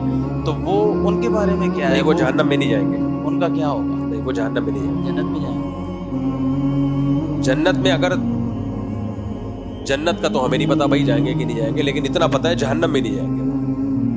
ایسے لوگوں کو اللہ, جو راجح قول ہے اس کے مطابق اللہ قیامت کے دن آزمائے گا. جیسے کافروں کے جو نابالغ بچے فوت ہو جاتے ہیں نا, تو روایات میں ہمیں یہ ملتا ہے کہ اللہ تعالیٰ قیامت کے دن ان کو بالغ کریں گے, ان کو عقل اور شعور دیں گے, اور ان کے لیے بھی اسی طرح جیسے دنیا میں امتحان ہوتا ہے ایسے امتحان کا ان کے لیے بھی رکھی جائے گی. تو جو اس میں عقیدہ توحید کو اختیار کیا اور صحیح عقیدہ اختیار کیا ان کے لیے جنت ہے, اور جس نے اس وقت غلط چیز کو اختیار کیا ان کے لیے جہنم ہے. اب وہ کیسے ہوگا, وہ آخرت میں ہوگا, اس کی ڈیٹیل ہمیں معلوم نہیں ہے. لیکن یہ نہیں ہوگا کہ نہ پیغمبر پہنچے نہ پیغمبر کی تعلیمات پہنچی اور پھر بھی اللہ ان کو جہنم میں ڈال دے. قرآن سے پتہ چلتا ہے ایسا نہیں. جہنم میں نہیں ہے, کافی ہے نا, جنت میں ضرور بھیج رہے ہیں. آپ نے فرمایا ہے جو اس وقت اللہ تعالیٰ ان کو عقل دیں گے اور فرمائیں گے, تو یہ قرآن اور حدیث میں نہیں ہے, روایات میں ہے, یہ بات صحابہ سے یہ بات ثابت ہے. اگر تو یہ اجماعی عقیدہ نہیں ہے امت کا, لیکن راجح قول جس کو علماء نے قرار دیا ہے نا وہ یہی ہے. السلام علیکم مفتی صاحب. جی میں پنجاب بھاولپور سے آیا ہوں. تو بھاولپور سے؟ جی جی بھاولپور سے, جہاں بم گرا ہے. وہاں تھے آپ اس وقت جب بم گرا تھا؟ جی جی ماشاء اللہ. تو آپ سے اس میں ماشاء اللہ ملاقات کرنی تھی ایک تو, اور 2 پرسنل سوال پوچھنے تھے. کسی نے کال پر آپ سے طلاق کے ہیں دونوں ہی. ابھی پوچھ لینا سوال. جی سوال ابھی پوچھ. وہ بندہ آپ کو پوری ڈیٹیل بتائے گا کال کر کے بتائے گا. دیکھو طلاق کا مسئلہ ریٹن میں پوچھ لو تو زیادہ اچھا ہے, کال کر کے بتانے کے بجائے بہتر ہے. کیونکہ جس نے دی ہے جس حالات میں وہ اسی طریقے سے بتائے گا آپ کو کہ ہوئی ہے نہیں ہوئی. زبان سے دی ہے؟ جی زبان سے دی. 3 دی ہے؟ 3 دی ہے. بس ہوئی ہے نا. رخصتی سے پہلے دی ہے, رخصتی نہیں ہوئی. رخصتی سے پہلے طلاق دی ہے. یوں دی ہے تمہیں 3 طلاق, یا یوں دی ہے تمہیں طلاق طلاق طلاق, کیسے دی ہے؟ طلاق ہے طلاق ہے طلاق. پھر 1 طلاق ہوئی ہے. 1 طلاق ہوئی, لیکن وہ پہلے ملتے جلتے بھی تھے. ہاں تو تنہائی میں جمع ہوئے ہیں نا. وہ ایک ایسی تنہائی نہیں تھی کہ بالکل تنہائی, ایک کمرے میں سائڈ میں مل سکتے تھے. ایسی تنہائی کہ اگر ہم بستری کرنا چاہتے تو کر سکتے تھے, ایسی تنہائی ملی ہے. جی وہ تو اب وہی بتائے گا. تو اس سے پوچھ کے آپ بتا دو نا, جب اتنا کچھ آپ بتا رہے ہو. وہ تو کہتا ہے کہ گھر والے تھے لیکن کمرہ خالی تھا. بھائی تنہائی کا مطلب ایسی تنہائی جس میں میاں بیوی اگر ہم بستری کرنا چاہیں, فزیکل ریلیشن قائم کرنا چاہیں تو کوئی رکاوٹ نہ ہو, تو ایسی تنہائی کو رخصتی ہی کہا جاتا ہے. اگر ایسی تنہائی نہیں ملی, مثال کے طور کمرے میں بیٹھے میں دروازہ کھلا ہوا ہے, تو پھر تو نہیں ہو سکتا نا ایسے, اس کو رخصتی نہیں کہتے. صحیح. یا کہیں پارک میں مل رہے ہیں چھپڑ میں, تو وہاں بھی نہیں ہو سکتا ایسے, اس کو رخصتی نہیں کہتے. لیکن پارک ہے, وہ اوپن ایریا ہے. ابھی اتنے بغیرت تو ہم نہیں ہوئے نا انگریزوں کی طرح کے नहीं, अगर उनको पता हो तो इस कमरे में कोई बैठा है, यहाँ कमरे में जाना मना है 5-10 मिनट के लिए, जैसे बैठ जाते हैं निकाह के बाद, तो अब उनकी रुखसती हुई या नहीं? 5-10 मिनट के लिए निकाह के बाद बैठ जाते हैं, कमरे की कुंडी भी लगी हुई है? नहीं, कुंडी नहीं है, उनको बस इजाज़त नहीं कमरे में जाने की। भाई ये फैसला दूल्हा खुद करे जी, वही तो कि क्या इतनी तन्हाई थी कि अगर मैं प्रॉपर हमबिस्तरी करना चाहता तो कर सकता था। सही, इतनी तन्हाई है, अगर वो समझता है नहीं कर सकता था, भाई कुंडी नहीं लगी हुई, तो इतनी बेगैरती हमारे यहाँ नहीं है कि कुंडी खुली हुई हो और दूल्हा दुल्हन सुहागरात बना रहे हो, ऐसा भी होता नहीं। और एक और तो अगर ऐसा है तो फिर रुखसती हो गई थी, और अगर इतनी तन्हाई नहीं थी तो फिर रुखसती नहीं हुई। जाते वक्त आप मुझसे मुलाकात करनी है, अभी आ कर लो। जिहाद का मौका मिल जाए तो अगर फ़र्ज, क़ज़ा, नमाजें और कबीरा गुनाहों की तलाफ़ी वगैरह बाकी हो तो ऐसे में क्या करना चाहिए? आपको खुश रखें, ठीक है? भावलपुर वालों का हौसला बढ़ाए जाके। जिहाद का मौका मिल जाए तो अगर अच्छा, आजकल ये भी शुरू हो गया, मिसाइल गिरा है, हम पे गिर रहा है, उन पे नहीं गिर रहा, बाज़ लोग ये भी कर रहे हैं। इसका मतलब हम हैं असल, और भाई सब एक जैसे हैं, सब मुसलमान हैं, सब पाकिस्तानी हैं, सबके गम में बराबर के। अगर आप पे गिरा तो ये नहीं कहा उस पे क्यों नहीं गिरा, मुझ पे क्यों गिर गया, तो आप बोलो चलो शुक्र है उस पे नहीं गिरा यार, वो तो बच गया। जिस पे भी गिर रहा है, जहाँ भी शहादतें हो रही हैं, हम सब की शहादतों की कबूलियत की अल्लाह से दुआ करते हैं, अल्लाह ज़ख्मियों को शिफा अता फरमाए। जिहाद का मौका मिल जाए तो फ़र्ज़, क़ज़ा, नमाजें और कबीरा गुनाहों की तलाफ़ी। कबीरा गुनाह है तो तौबा करो, फ़र्ज़ नमाजें बाकी हैं तो जितनी पढ़ सकते हो पढ़ लो, नहीं जितनी मुमकिन नहीं है तो वसीयत करो उसकी। हाँ, कर्ज़ माफ़ नहीं होता शहीद कभी। लोग पैसे लेके शहीद हो जाते हैं, जाके इधर पैसे लिए जाके क्या हो गए शहीद, वो रो रहा होता है, तू अभी थोड़ी देर बाद शहीद हो जाता, मेरे पैसे तो दे देता। तो हुकूकुल इबाद की बड़ी वैल्यू है भाई। मेरा कोई दोस्त मेरी इज़्ज़त नहीं करता, मेरा कोई भी दोस्त मेरी इज़्ज़त नहीं करता, सब मेरा दिल दुखाते हैं, तो मैं इसीलिए सबसे दोस्ती ख़त्म करना चाहता हूँ, मगर इससे मेरा अल्लाह मुझसे नाराज़ हो जाएगा। तो आप तो भाई अल्लाह ताला ने खूनी रिश्ते बनाए हैं, दोस्त अगर अच्छा सलूक कर रहा है दोस्ती रखो, नहीं कर रहा है यार तुम्हारी ऐसी की तैसी। दोस्त क्या होता है? दोस्त का तो मतलब है आपके साथ अच्छा टाइम पास कर रहा है, करे तो ठीक है, नहीं करे तो हाँ। भाई बहनों का रिश्ता ऐसा है, अच्छा सलूक करें तो भी बना के रखना है, नहीं करे तो भी बना के रखना है। तो यहाँ है सिला रहमी। तो माँ और बाप का रिश्ता ऐसा है, आपसे बना के रखें तो भी बना लिया आपने, नहीं बनाए तो भी बना के रख लिया आपने। तो दोस्त अच्छा सलूक, बेइज्जती कर रहे हैं तो नहीं है। बाज़ लोगों को बेइज्जती का शौक होता है अपनी, जो दोस्त बेइज्जती कर रहे हैं फिर जाके अपनी बेइज्जती बाकायदा करवा के आएंगे दोबारा, फिर 4 दिन बाद ख्याल होगा बहुत दिन से बेइज्जती नहीं हुई, तो फिर उसी दोस्त के पास चलते हैं। तो ये उसका मसला नहीं है, ये आपका मसला है, मत रखो दोस्ती। अच्छा मेरे भाई आखिरी सवाल है, आपका बयान सुना था कि शादी के पैसे नहीं है तो फिर भी शादी कर लो, फिलहाल लड़की अपने घर में रहे तो कम से कम। अच्छा, इससे बुराई से बचने के लिए मियाँ तो मिल जाएगा, तो आपसे मशवरे कि क्या मैं इस तरह निकाह का पैगाम भेजना मुनासिब रहेगा, क्योंकि कम उम्र में फौरी रोज़गार नहीं है। और भाई लड़की और लड़का अगर निकाह कर लें बुराई से बचने के लिए तो हमें कोई एतराज़ नहीं है, लेकिन लड़की का अब्बा राज़ी होगा नहीं कि आप करते कुछ भी नहीं हो, आपको एक्चुअली मैं बुराई से बचने के लिए निकाह कर रहा हूँ। वो कहेगा मेरी बच्ची को भेड़ क्यों चढ़ा रहा है, हमें तो प्रॉपर दामाद चाहिए भाई, वो प्रॉपर उसको रखे और संभाले उसको, तो वो थोड़ी देगा और उसको देना भी नहीं चाहिए। दूसरी बात ये कि आपने बुराई से बचने के लिए आप तो करें, पैगाम भेजें, कुछ मजबूर लड़कियां भी होती हैं वो राजी हो जाएंगी, लेकिन जो मजबूर नहीं है वो राजी नहीं होंगे और होना भी नहीं चाहिए उनको राजी। कुछ मजबूर होते हैं वो एक अलग बात है। तो ये दुनिया चली इसी बेस पे रही है ना। तो अब होगा ये कि आपने बुराई से बचने के लिए शादी की, आपको आपकी ख्वाहिश पूरी हो गई, उसके बाद आप उसको छोड़ के छाड़ के चले जाओगे, तो ये बड़े नुकसानात होते हैं। तो इसलिए कोई भी बाप ऐसे राजी नहीं होता।